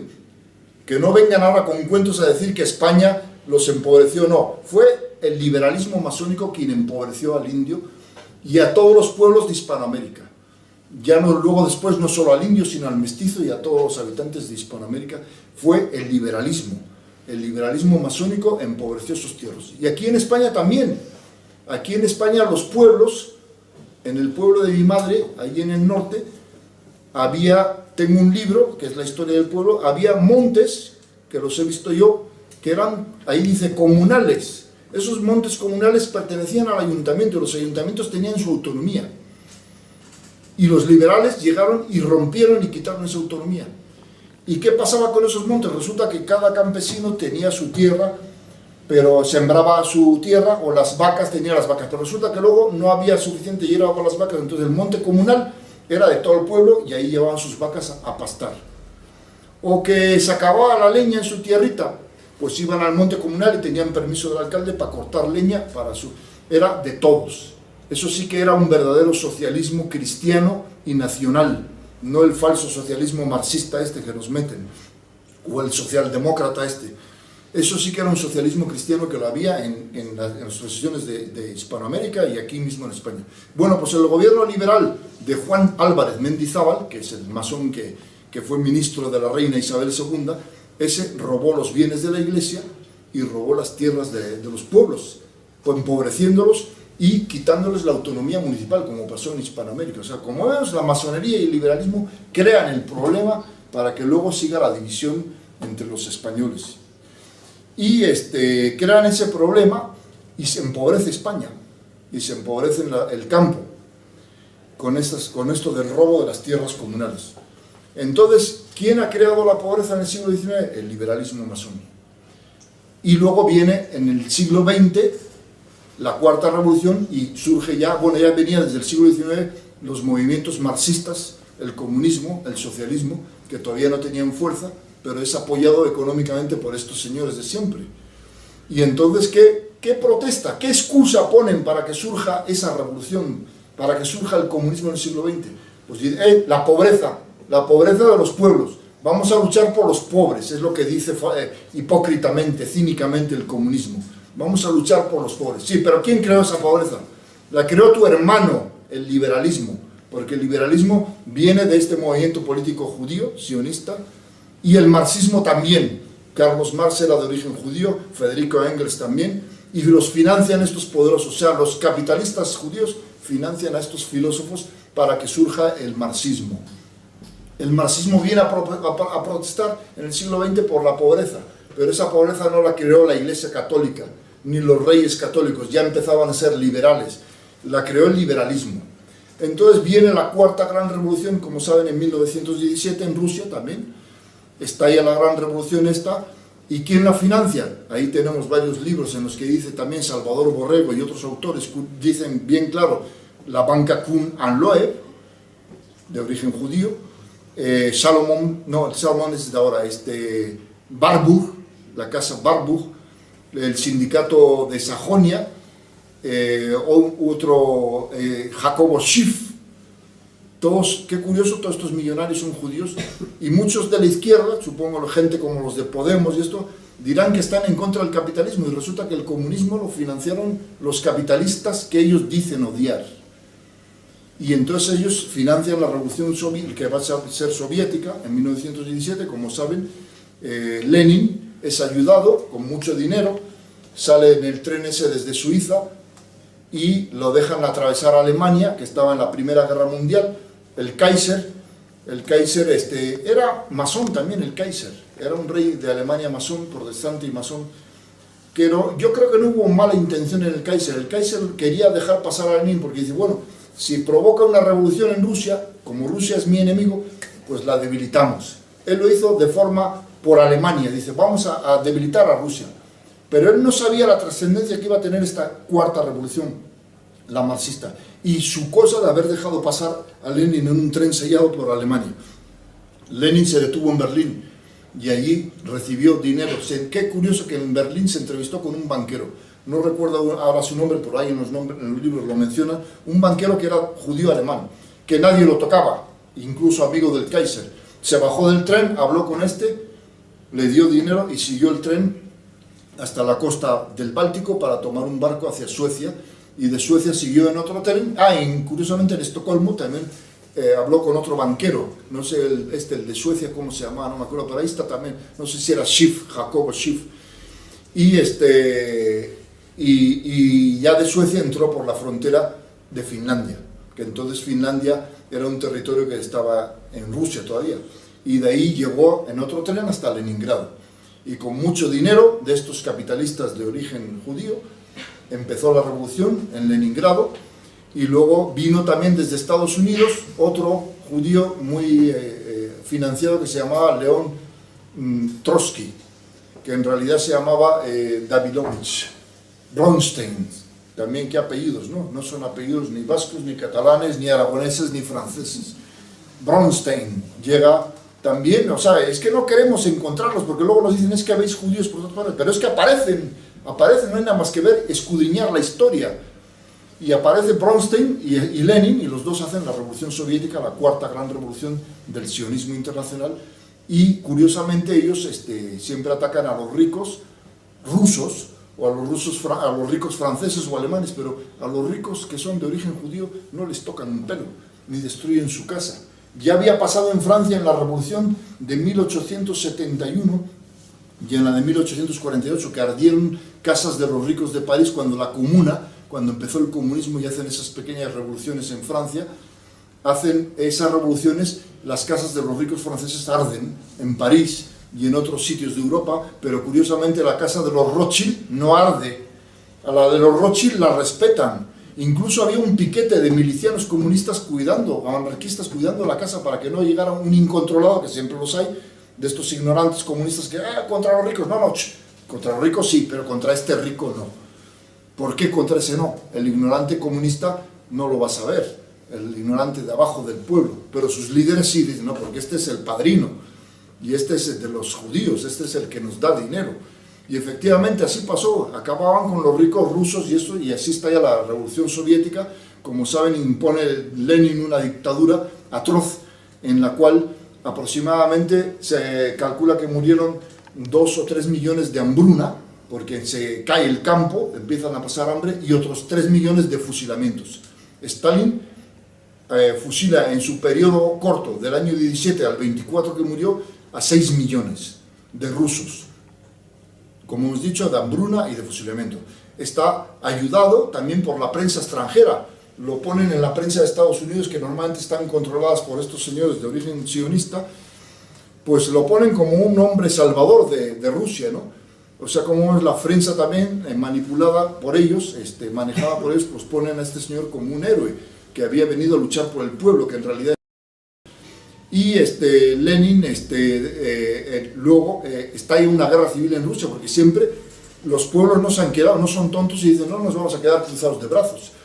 Este señor está matando, pues vamos, entonces se llamaron los zaristas, está ya la guerra civil entre los zaristas y los comunistas, que le llamaron los rusos rojos y los rusos blancos. Pero curiosamente los zaristas empiezan a sufrir un boicot. En ese boicot no reciben armas, y en cambio Lenin sí recibe armas de los banqueros, de los grandes armamentos de Estados Unidos. Qué curioso, ¿no? Los capitalistas ayudando al comunista, al que dice que lucha por los pobres. Mientras que los del zar no reciben armas y van en retroceso, como saben, a la familia real la hacen prisionera y los ejecutan luego en una noche, a todos ellos, y la guerra civil rusa se pierde, porque unos sí reciben armas y los otros no. La misma historia de siempre. Y incluso intervienen, Inglaterra manda soldados y Estados Unidos, y algunos se creen que iban aparentemente a defender al zar, pero no, eso se hicieron una especie de cinturón para que las tropas del zar habían tratado de conseguir armas en otros países, y para que ese cinturón impidiera que las armas llegaran a las tropas blancas, como llaman a los rusos del zar. O sea, como vemos otra vez, la conspiración judía masónica interviene para que Lenin triunfe. Luego Lenin muere y le sucede, se pelean entre ellos, trotskistas y stalinistas, y se impone Stalin, todavía peor que Lenin, el cual en su dictadura empieza a matar gente a montones, a millones y millones de rusos. Es el triunfo. Acaban con la iglesia ortodoxa también, van asesinando a cristianos ortodoxos en toda Rusia, se convierte en la Unión Soviética, y mueren millones y millones de personas por hambruna y por fusilamientos de Stalin. Es el comunismo, es el cuarto triunfo del sionismo, con esta revolución que luego se va a expandir por todo el mundo. Ya en tiempos de Stalin se expande por Asia, por países como Mongolia, Uzbekistán y otros sitios van cayendo en dictaduras comunistas o son anexionados por la Unión Soviética. Y luego lo curioso es que esta cuarta revolución soviética, ya Adolfo Hitler había hablado de ello en su libro de Mi lucha, de que había que detenerlos. Entonces Alemania, como saben, llega en 1933 al poder por medios democráticos, y Hitler decide que aquí el peligro era el comunismo. Él sabía todo esto que hemos hablado, de que el peligro de que el comunismo era una creación de los sionistas judíos, y entonces dice, como saben cómo quedó Alemania después de la Primera Guerra Mundial, que había quedado una islita, que es Prusia Oriental, aislada del resto de Alemania, pero Prusia Oriental tenía, además de frontera con Polonia, tenía frontera con Rusia. Entonces decía Hitler, hay que atacar a Rusia para que el comunismo no se expanda, que era un engendro judío también, y entonces decide hablar con el mariscal Pilsudski de Polonia en 1934-35, y le dice, mira, yo no te voy a reivindicar el pasillo de Danzig, que se lo quede Polonia, se lo habían quitado a Alemania después, que se quede ahí Polonia, pero sí te voy a pedir que nosotros los alemanes vamos a construir una autopista a través de Danzig y un ferrocarril. Y Pilsudski firma y dice, sí, está bien.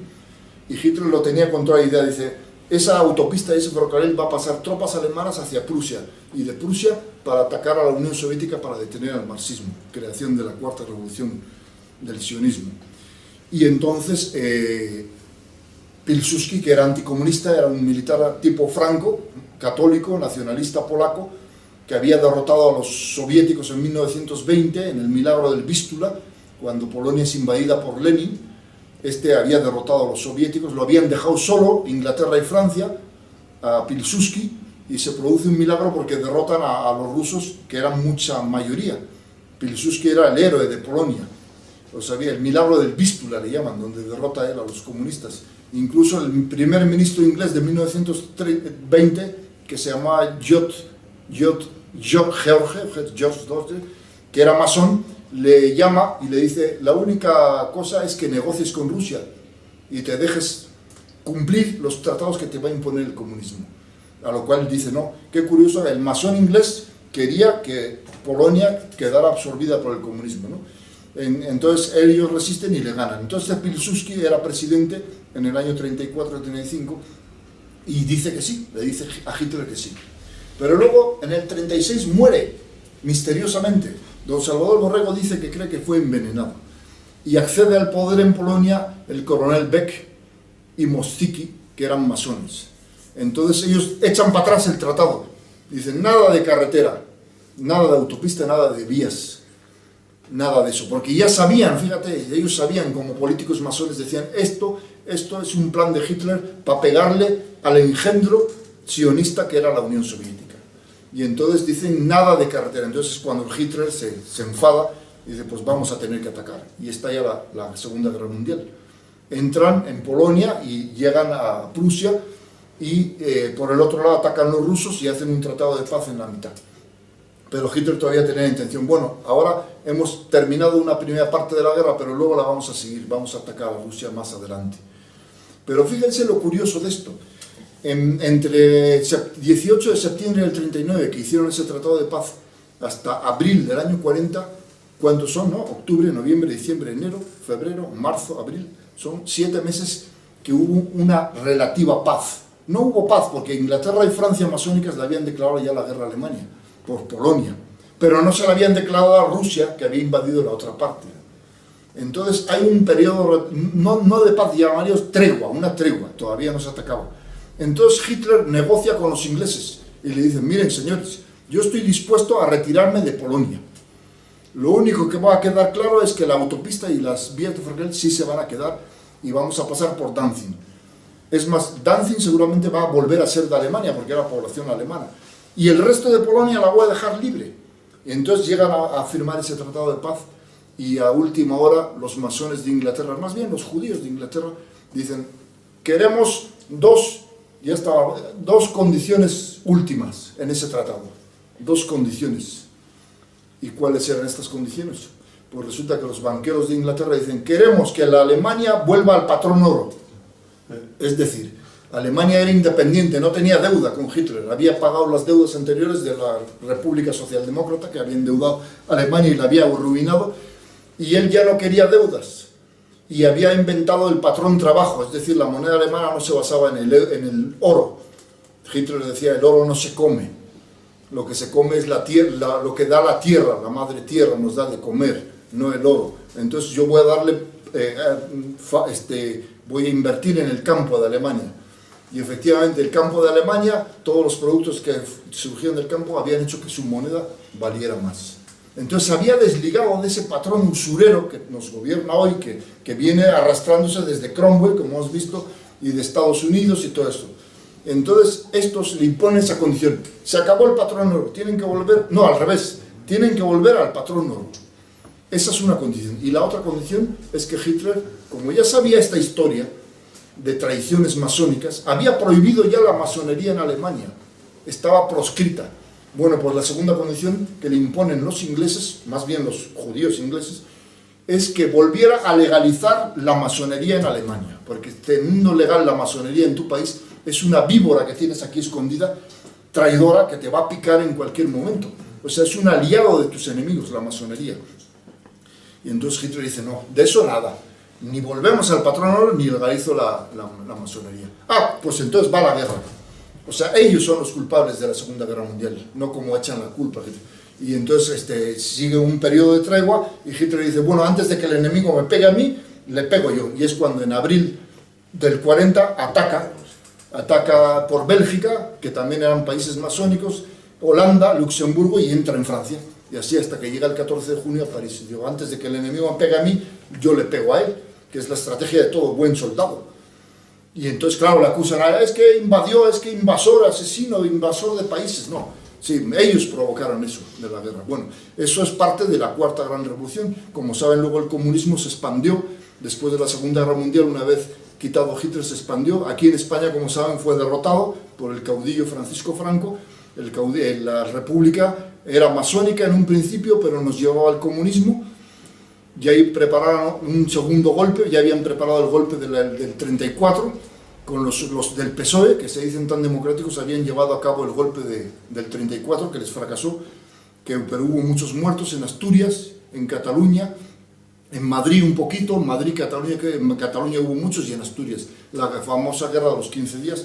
El socialismo había intentado tomar el poder por la fuerza, pero claro, a ellos no les llaman golpistas, a los del PSOE. Entonces, el segundo golpe lo preparaba el comunismo, aliado con la masonería que estaba en la República. Y entonces es cuando Franco se adelanta también a ellos y da la sublevación, el alzamiento, como saben, la guerra civil, y vence al comunismo. El comunismo ha sido rechazado en España y es rechazado en Alemania. Y luego Hitler ataca a Rusia, como saben, y está destrozándolo, pero Rusia recibe pertrechos de Estados Unidos. Los capitalistas de la derecha ayudan a la extrema izquierda del comunismo de Rusia. Y así termina la Segunda Guerra Mundial con el triunfo del comunismo y de la masonería.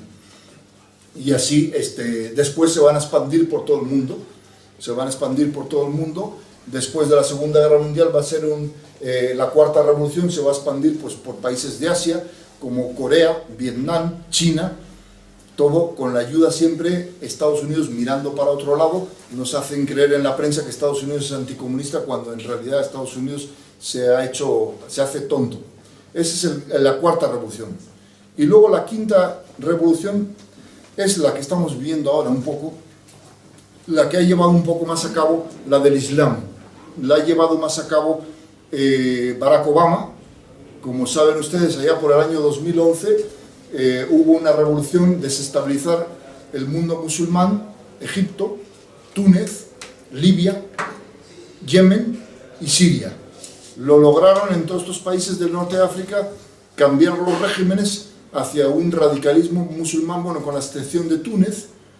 Y en Libia, Gaddafi tenía una economía sana, buena, pero lo tumban, y ahora es un caos Libia. Y en Siria han tratado de hacer lo mismo, porque Siria y Libia no tenían deuda, qué curioso, no tenían deuda con el Banco Mundial, con los judíos, entonces no les interesaba. Y tiraron y mataron a Gaddafi, que intervino mucho en la muerte de la Hillary Clinton, era secretaria de Estado de Obama, y es la que ordenó que había que asesinar a Gaddafi, porque tenía mucha información que podía molestar a los Estados Unidos y al plan sionista. Entonces, una vez que han derrocado a Gaddafi, que era un estorbo, y tratan de derrocar al de Siria, que tampoco tiene deuda con la banca judía, es un sistema económico independiente, pues y estaba ya a punto de caer, si no es porque lo apuntala Rusia y lo está salvando en cierto modo, ¿no? Aunque no sabemos qué habrá detrás de Rusia, hay que investigar, no se sabe bien claro, ¿no? El caso es que esta es la revolución del Islam, pero a raíz de estas guerras que han provocado ellos, pues nos viene toda esta emigración islámica, que como vemos están entrando en Europa. Italia y Grecia tienen gobiernos, uno socialista el italiano, de Matteo Renzi, y el de extrema izquierda de Chiripas en Grecia. Los dos tienen puertas abiertas. Allí no hay ni vallas ni nada, todo meter más, sobre todo musulmanes. En España, pues se nos meten muchos, pero por lo menos están las vallas de Melilla, todavía la información que tengo es que la mitad de los que entran en España por el mar o por la valla, los tienen en estos CIES, esas de migración, pero dicen que el 50% de esos que entran los devuelven. Pero se nos quedan ya dentro un 50% de musulmanes, con Rajoy, que es centro-derecha, que es liberal también, y se cree que es masón también. Entonces el plan de las logias de Europa es islamizar, es la quinta revolución, financiada y apoyada por el sionismo, pero llevada a cabo con sus lacayos, que son estos presidentes de Europa, de la Europa masónica, y hay algunos que no son masones y se oponen. Tenemos el caso del de Hungría, tenemos ahora a Polonia, la presidenta Beata Szydło, católica, que se ha opuesto también a esto. La República Checa también se está oponiendo a que se islamice. O sea, está viendo ya piedritas en el camino de la revolución, de la quinta revolución islámica, promovida por estos señores. Claro, a ellos los denigran, la prensa los pone de malos, de xenófobos, de racistas, toda la historia contra el de Hungría, contra esto. Y es Orbán, perfecto. Y esta es la quinta revolución del sionismo, que ellos mismos provocaron la guerra y la caída de Gaddafi y de todos estos regímenes para que haya guerras. Si no hubiera guerra, no necesitarían emigrar, todo esto. Sin embargo, ellos provocan primero la guerra, como ya vimos en el siglo XIX, provocaron la pobreza de los indios y esto, para que luego viniera el marxismo. Ahora han provocado con estas guerras muerte, destrucción y hambre, y claro, viene la inmigración, y curiosamente les dicen, no vayáis, si son musulmanes yo diría, bueno, pues vamos a un país como Arabia Saudí, que es rico, hay trabajo. No van a Arabia Saudí, vienen para Europa. ¿Por qué? Porque el plan del sionismo es islamizar Europa. Y ellos en siglos anteriores utilizaron al liberalismo masón y al marxismo para acabar con la Iglesia Católica. Pero como no les resultó, pues ahora utilizan al Islam. ¿Qué motivo trae esa inmigración? Esta inmigración descontrolada, esta irresponsable, pues eso, de que dentro de 50 años sean los mismos o más los islámicos en Europa que los cristianos. Entonces será el triunfo, si se llega a consumar, de la quinta revolución del sionismo, de que ¿cómo acabas con la iglesia? Con las iglesias cristianas, principalmente con la católica, pues haciendo de que los cristianos, con el laicismo masónico que llevan, cada vez sean menos y vayan menos a misa. Y sin embargo, los islámicos cada vez abran más mezquitas. Entonces, dentro de 50 años igual tenemos una Europa que es ya más islámica que cristiana. Ese es el plan, el odio masónico y judío contra la Iglesia Católica. Y ahora contamos con esta tristeza de que esta quinta revolución tan importante está también, es la revolución islámica, pero es la revolución dentro de la Iglesia. La Iglesia ha sido infiltrada ya desde siglos atrás, pero ahora después del Concilio Vaticano se ha disparado todavía más. En los años de Pablo VI veíamos los sacerdotes comunistas, sobre todo en Hispanoamérica, que ayudaban a las guerrillas, que se hacían guerrilleros, que escondían guerrilleros y terroristas en Guatemala, en El Salvador, en Colombia, en México, en Chile, en Argentina, curas que colaboraban con el marxismo cuando están las encíclicas de 1937 de Divini Redentoris de Pío XI, condenando a todo católico que colabore con el marxismo, que colabore no solo en las armas, sino con el voto, con apoyar a un partido marxista es pecado, condenado por el Pío XII para un católico. Ya vemos que muchos católicos les entra por aquí, les da igual, colaboran con partidos marxistas. Luego está la condena de 1949 de Pío XII otra vez contra el comunismo. Y por último la de Juan Pablo II de 1986, Dominus et Vivificantur, en la cual califica al marxismo como un pecado contra el Espíritu Santo. La más grave condena que las anteriores, porque el pecado contra el Espíritu Santo no tendrá perdón, ni en esta vida ni en la otra, dice Cristo en los Evangelios. Entonces vemos que mismos sacerdotes infiltrados en la Iglesia colaboraron en esos años con el marxismo. Pero ahora sacerdotes marxistas y masones infiltrados en la misma Iglesia colaboran con el islamismo. Vemos cómo están diciendo que hay que dejar, que hay que entrar, que hay que dejar. Les llaman, ya no los ven como soldados musulmanes, sino que les dicen pobres inmigrantes, hay que recibirlos. Y les ayudan y les dan de comer y todo en las parroquias y en Cáritas. Y entonces vemos que esta revolución, la quinta revolución, la más triste, que es la del Islam, está en la Iglesia, bueno, no toda, porque hay sacerdotes muy decentes que conozco también, que están en contra también de todo eso, pero hay muchos liberales que están colaborando con el sionismo para que la misma Iglesia pierda, para que el Islam gane y para que vemos como en Francia salía el otro día un video cómo se están destruyendo iglesias, más de 3.000, porque no hay clientela, no hay fieles, y que esos terrenos donde estaba la iglesia se van a abrir mezquitas. Y vemos como muchos sacerdotes, obispos están permitiendo, incluso han prestado. En Francia, este sacerdote que asesinaron hace 3 meses, unos 2 yihadistas, ese sacerdote había prestado o regalado unos terrenos al imán de aquella ciudad francesa para que abriera su mezquita. O sea, y mira cómo le pagó el diablo, que los musulmanes lo asesinaron, ¿no? Entonces, vemos cómo tristemente nuestra iglesia colabora para que el islamismo triunfe también en Europa. Entonces, pues no sabemos bien lo que va a pasar, pero yo creo que Cristo va a venir la segunda venida a detener todo esto. Va a venir la segunda venida, que se espera, que está escrita, a venir a detener esta islamización y a corregir a sus clérigos, a los malos que hay dentro de la Iglesia, que son masones, que son marxistas y que están colaborando activamente para la autodestrucción de la Iglesia. Se están poniendo la soga ellos mismos al cuello, dando cobijo a musulmanes, que mañana esos musulmanes les cortarán la cabeza. Incluso vemos ese detalle que tuvo Francisco, que fue a la isla de Lesbos, en Grecia, hace, ¿qué será?, 5 o 6 meses, y estuvo con los refugiados allí, y estuvo en el campamento y se quiso traer a 12 refugiados para mantenerlos en el Vaticano, y entonces salió ahí en la noticia en internet de un matrimonio de sirios católicos que han huido de la barbarie esta islámica, que estaban también ahí pasando penurias en un campamento con frío, con lluvia, mal comiendo, con sus hijos que no pueden estudiar, que están ahí. Y ellos dijeron, que se corrió la noticia que el Papa se va a llevar a 12 refugiados a vivir a Roma. Seguramente serán nosotros si somos católicos. Pues no. Se lleva a todos. Sí, no, pero la sorpresa es que se llevó a 12 musulmanes. Y ese matrimonio de católicos estaban decepcionados del Papa, diciendo, pues ¿cómo es posible? Se llevan a esos musulmanes que odian a la Iglesia y nosotros nos quedamos aquí todavía sufriendo en un campamento las incomodidades que tienen, ¿no?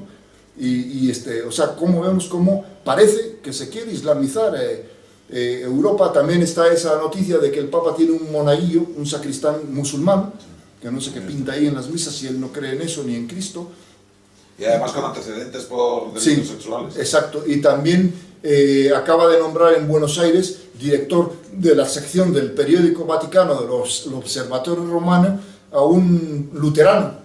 Digo, esto no lo había visto nunca en la Iglesia, que un luterano va a dirigir el Observatorio Romano de Buenos Aires, escribiendo ahí sus opiniones, que pueden ser contrarias a la misma Europa. Que es el anticristo. Se dice, sí. Es el anticristo porque el antipapa, sí. Es uno de los que quieren el nuevo orden mundial. Sí. Y lo ha dicho, sí. Precisamente, lo ha expresado. Exactamente. El caso Entonces, es que lo que quiere es una religión universal, la del anticristo, que es la mezcla de todas las religiones. Efectivamente. Y pues ya para terminar, pues vemos como esta última revolución, yo creo que va a ser la última, porque esto ya tiene que estallar, ya la gente, los pueblos están hartos, ya vemos cómo crecen los partidos nacionales, patriotas en toda Europa, en Francia, aquí en España es lo único que, yo no sé, no hay dinero. En Portugal también está creciendo, ¿no? Los partidos patriotas, nacionalistas, que se oponen a la islamización y a la masonería, están creciendo. Entonces, yo creo que antes de que hubiera una sexta revolución del sionismo, yo creo que antes va a venir Cristo, porque va a ser el que va a poner orden en su iglesia primero y en el mundo, y va a derrotar al anticristo, que son estos, los sionistas. El anticristo va a venir de una familia judía. Y al antipapa, que también, porque se dice en las profecías que primero viene un antipapa y después viene el anticristo ya. Pero es que este papa es masón. Se dice, sí, aunque hay que hablar con cuidado de eso, pero... Es rotario. Sí. El Caudillo decía que los rotarios es el noviciado de la masonería. Sí. El caso es que, bueno, pues ya terminando esta conferencia, pues vemos que el Islam está triunfando, pero yo tengo fe en que van a ser rechazados. Y muchos yo creo que incluso se van a convertir. Aunque la Iglesia, los sacerdotes no hacen nada por convertirlos, porque claro, están predicando el Papa y predicando muchos obispos, déjalos, que están bien en su religión, que no hace falta convertirlos. O sea, están llevándole la contraria a la palabra de Dios, que dice Dios en los evangelios: id y evangelizad a todas las naciones en mi nombre, y hacer discípulos a todos los pueblos. Entonces quiere decir que lo que ahora hacen algunos obispos y sacerdotes, pues todo lo contrario de lo que decía Cristo, porque Cristo dice, evangeliza a este. Nunca dijo Cristo, id y evangelizad a todos en mi nombre, pero a los que tengan otra religión, a esos no. Y eso es lo que está aplicando ahora la Iglesia. Como ya tienen otra religión, pues a esos no. Dicen que no hay que predicar a los islámicos. Entonces esta es la quinta revolución, que el triunfo de ellos está ahora, pero yo creo que van a fracasar. Yo creo que con esto pues damos terminada la conferencia y ahora si quieren algunas preguntas.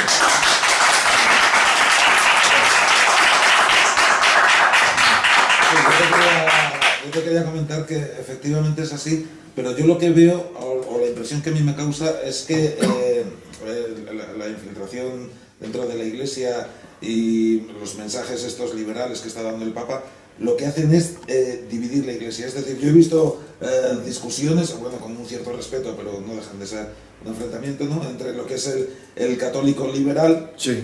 que es seguidor de todas las cosas y los mensajes buenistas, estos que dice el Papa, de los refugiados, de que los judíos, los hermanos mayores, etcétera, etcétera, con el católico tradicionalista, ortodoxo, cristiano, el verdadero cristiano y tal, ¿no?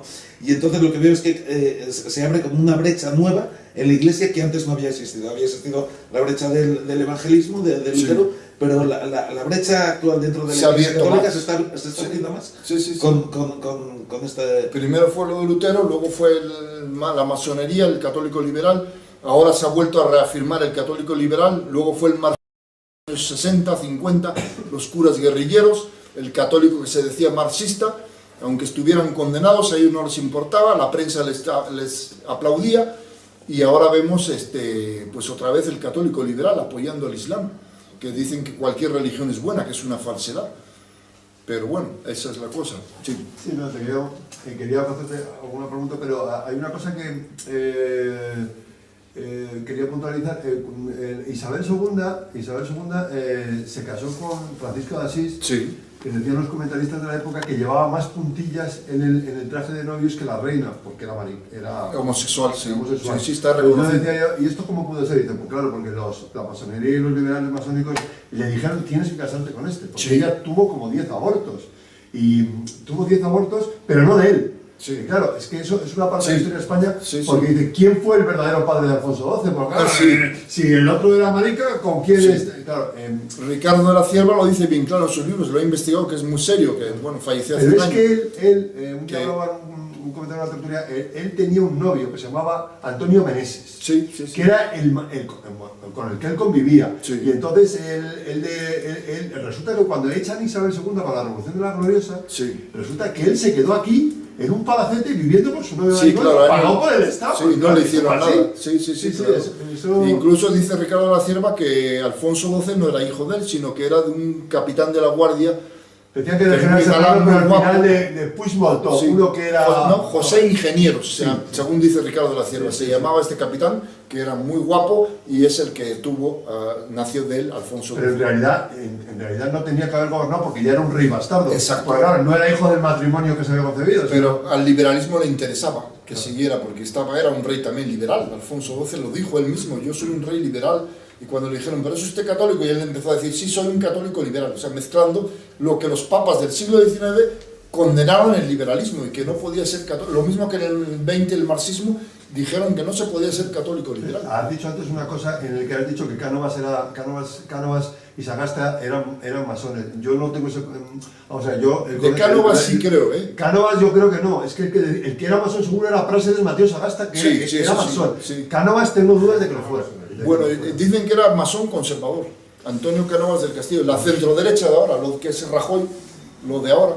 Rajoy es masón también. Y Cánovas del Castillo fue el que influyó mucho en Alfonso XII para terminar de quitar los fueros al País Vasco, que provoca después el separatismo. Sí. Oye, pero eso que has dicho de los, como decías que Lutero tenía el escudo de los Rosacruz, eso me ha recordado porque cuando tú has hablado, y eso no sé si lo sabes tú, de Juan XXIII, es que Juan XXIII, el del Concilio Vaticano II, fue iniciado en una logia Rosacruz en Turquía cuando tenía 26 años. Eso mucha gente no lo sabe. O sea, qué curioso que a Juan XXIII le inician en esa logia Rosacruz en Turquía y luego después se hace el Concilio Vaticano II. Es que... Sí, ahí viene en ese libro de judaización del cristianismo, habla de eso, de Juan XXIII, de don Federico Ribanera Carles, otro grande del nacionalismo católico. Además, cuando estuvo en Francia, ha dicho a un mestre de una logia masónica que nada separa la iglesia y la masonería. Lo que quiere la masonería, quiere la iglesia también. Dijo Juan XXIII. Sí. Sí, o sea, eso siempre se ha sospechado. Un celo cardenal juncado. Sí. Pues, pero es que luego Pablo VI, que fue posterior a él, dijo que él no podía ejercer su pontificado bien porque había penetrado en la iglesia el humo de Satanás. Pero el humo de Satanás yo creo que se refería a lo que Juan XXIII le había dejado masones metidos ahí. Y eso era el humo de Satanás. Y luego yo entiendo. Sí. Perdón, yo solamente hacer una cosa. Quiero felicitarte por la es magnífica. Gracias. Yo desde mi punto de vista también haceros una anotación sobre estos temas cuando tocáis la iglesia y todo esto, pero con mucho respeto. porque el Papa es el que tenemos. Exacto, sí, por eso hay que... Entonces, eso, cuidado, porque Sí, a ver sí, si sí. vamos a empezar a hacernos religiones aparte, Sí, que sí, eso sí, es lo sí, que hay que pretende- tener mucho cuidado con lo Sí, del cuidado Papa. con criticar. Ya, pero yo no tengo orden Espera un segundo, de ritual. espera un segundo. Sí, sí, sí, Sí. Entonces, simplemente esa acotación, Sí, más... lo que sea ya saldrá. lo que ve, Igual dentro de unos vamos a- años... Vamos a intentar todo lo que, Sí. todos los datos que demos con todos los datos para no caer Exacto, en el sectarismo en de el nuevo. sectarismo tal. Sí, sí, sí. Un apunte que Lo que salga ya saldrá. los que somos católicos sabemos Sí, hay que tener cuidado en eso. creemos que la iglesia va a prevalecer siempre, Exacto. o sea, que las fuerzas del infierno Sí, entonces, no cuidado, prevalecerán. no De prevalecerán. Por lo tanto la iglesia Sí. va a mantenerse, el Papa es el que tenemos, Dios Sí. de ella dirá. Entonces vamos a intentar cuidado con esos ataques, cuidado Sí, con eso, hay que es lo que tener quiere el cuidado. enemigo, Sí, sí, sí, sí, cuidado claro. con los ataques Sí. a la iglesia y cosas, o y rumores y cosas intermedios. Cuidado Sí, con las cosas. no hay que olvidar que ha habido 37 antipapas en la historia de la Iglesia. Los 37 antipapas han estado sentados en Roma durante unos años, unos más, otros menos. Tenemos el caso muy curioso de Anacleto II, que era de origen judío, exacto, Pier Leoni, y que estuvo sentado casi 6 años. Entonces imagínense la época de esa, que la gente del pueblo católico diría, uy, ¿este papa qué está haciendo? Y estamos un poco nosotros, pero mientras estuvo sentado se le consideraba el Papa. Luego vino San Bernardo de Clairvaux y lo denunció y lo declaró que él era un hereje y que lo declararon antipapa y lo derrocaron. Entonces sí, ya se le pudo criticar, pero mientras estuvo sentado en Roma hay que tener mucho cuidado, porque entonces si no nosotros mismos, el marxismo y la masonería nos pueden aprovechar. Miren, ahí están, vamos a hacerlos contra Roma también. Efectivamente. Y luego ahí está, por ejemplo, el caso de Pío IX, ¿no? Que Sí. tuvo 3 años malísimos y luego fue un papa extraordinario. Magnífico, sí. Entonces, cuidado con esas cosas de Sí. criticar al papa y no sé Sí. qué, porque podemos caer En, en las manos de la división Sí. que se está buscando. El otro día vi una noticia en internet que venían 4 cardenales ya protestando contra el Papa, el cardenal Burke de Estados Unidos Sí. y otros 3 más, en la cual le dijeron bien claro, esto de la carta esa Amoris Laetitia, en la cual el Papa casi está dando permiso a los divorciados vueltos a casar a la comunión, estos han rechazado y han dicho, no es posible eso, y ni aunque lo diga el Papa, están en pecado mortal y no van a poder. Entonces ya empieza a haber una oposición dentro de la Iglesia de cardenales que son los que algún día, si esto sigue saliéndose del cauce, esos cardenales son los que van a declarar antipapa, si es que llega, o el mismo Cristo cuando venga en la segunda venida, no sé, algo así. Entonces sí podremos hablar más claro, pero ahora hay que tener cuidado porque si no nos aprovecha el enemigo también diciendo, mira, esto está bien. Y para terminar, ¿cómo tú pones ahora, cómo analizas tú lo que tenemos ahora, el fenómeno Trump? ¿Cómo tú lo... Bueno, desde incluso luego, ¿crees que es una cosa anacrónica que ha salido de ahí? pues mira, yo no tengo mucha fe en él. Trump, por supuesto, no es un Francisco Franco. No. Entonces Trump es un títere también de la alta finanza judía de ahí de Nueva York, de Wall Street, y él mismo ha declarado que él desde joven, desde niño, ha sido projudío. ¿Qué dices? Sí, no lo he oído. Sí, viene ¿Lo ha una... dicho él? Sí, yo lo tengo, si me mandas tu Facebook yo te lo mando, ahí viene la noticia. Él, bueno, lo dijo antes en la campaña, pero hay cosas que puede tener de que sí, de que va a acabar con el Estado Islámico, sí lo creo, pero a los judíos dice, bueno, ¿qué nos importa? ¿Que va a levantar la economía de Estados Unidos? Sí lo creo. ¿Que va a prohibir el aborto? También lo creo, todo eso, pero de que va a tocar un pelo a la banca, No, nada. de eso ni hablar. Eso lo intentó Kennedy Ah, sí, claro. y lo mataron, y lo intentó Lincoln en el siglo XIX y lo mataron. Pero el Lincoln fue por los famosos greenback. Sí, por de ahí eso viene el él titular. dijo, yo voy a editar mi propio dinero y ya no le pido prestado a estos. Claro. Y esto lo voy a arreglar cuando termine la guerra civil. Y 5 días después lo mataron. Entonces, el presidente de Estados Unidos que desafía el poder bancario usurero, si lo matan. Entonces, Trump, estoy seguro que no va a hacer nada de eso. Él va a seguir los dictados de Israel, pero va a tener un terreno un poco más a la derecha, donde va a hacer cosas como, digamos, como frenar al Islam, posiblemente, y esas cosas que a los judíos no les importa. Bueno, aunque los judíos, ellos han ayudado a que el Islam invada Europa, pero bueno, no es lo mismo que él ataque directamente Pero a... sí lo creo de Israel. Sí, el Mossad, sí. Bueno, Pero bueno, más bien Arabia Saudí a través de Estados Unidos. exacto. El Israel. Y es posible que ahora, no sé si han dado cuenta que salió una noticia el otro día, ¿por qué ahora Estados Unidos, más bien y Obama, tiene tanta prisa que en acabar al ISIS, al Estado Islámico, que están atacando en Mosul Sí. y en Siria? Sí. Entonces dice, no será, yo pienso, no será que dicen, bueno, vamos a destruir el ISIS, que es creación nuestra, del sionismo, y luego ya inventaremos otra cosa. Y así hacemos creer al mundo que sí hemos luchado contra el ISIS. Y además hay otra cosa muy importante. El ISIS, los líderes del ISIS tienen que saber esto, de que ellos han sido financiados y apoyados por el Mossad y por el Estado y Arabia Saudí. Entonces, esos líderes, lo que más le interesa a Obama y a Israel es que estén muertos. Claro. Entonces dicen, hay que matarlos porque esos pueden hablar. Y ya luego crearemos otro engendro, como han creado, como hemos visto, que igual siga... que Osama Bin Laden, que era gente de la CIA. Y lo mataron ellos, sí. Entonces, bueno, está vivo. Sí, bueno, el caso es eso, que destrozamos ahora esto con mucha prisa y ya crearemos otro, no les importa. Ya ves que ellos no se casan con nadie, no van a ser fieles por haber creado al ISIS toda la vida, no, cuando les interese lo van a destruir. Pero esto yo creo que viene de las tertulias que decía aquel famoso judío en la escuela de Chicago, Leo Strauss, que decía que a los que le dijeron, nosotros los que vamos a dirigir la política exterior de este país, para hacer lo que necesitamos hacer, tenemos que tener enemigos y si no los hay, los creamos. Claro, los creamos. Está el caso también, esto ya para terminar, hay un caso muy curioso en Colombia, porque yo escribí un libro que se llama La conspiración contra Iberoamérica, que no me quedan ejemplares, pero hablo país por país, hermanos de Colombia, explico ahí cómo allá hace unos años la guerrilla de las FARC era muy fuerte y había dos líderes muy importantes, uno se llamaba Marulanda, Tiro Fijo, Marulanda, Manuel, y el otro era Raúl Reyes, que no se llamaban así, pero esos dos eran los más veteranos y daban mucha guerra, y esos dos yo estoy seguro que sabían las conexiones entre la guerrilla de las FARC y Estados Unidos y la CIA, y que la CIA los estaba ayudando. Es que a Raúl Reyes le tiraron un misil para matarlo cuando lo localizaron con el teléfono móvil, eso fue así. Pero exactamente, pero los americanos llevan con sus satélites desde los años 60 y sin embargo no han querido dar las fotos a los gobiernos. Y curiosamente de pronto las fotos del satélite que guiaron con ese teléfono lo encontraron a Raúl Reyes en un campamento en Ecuador y llegó el ejército colombiano, los mejores comandos, y atacaron y destruyeron y mataron a Reyes. Reyes ya está muerto. ¿Pero qué saca Estados Unidos ahí financiando las FARC? No sé, No, sí, en la droga.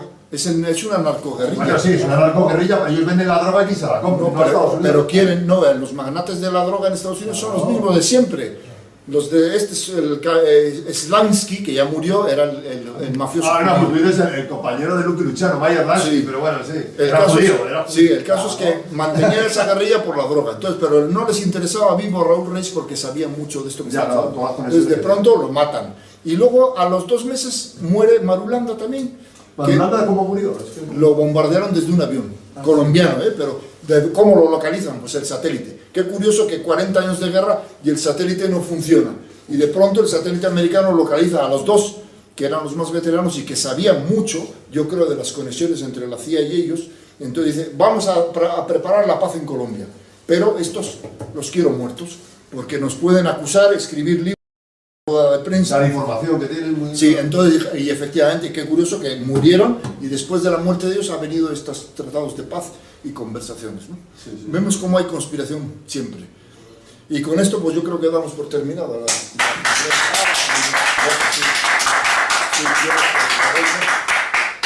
Sí, vamos a decir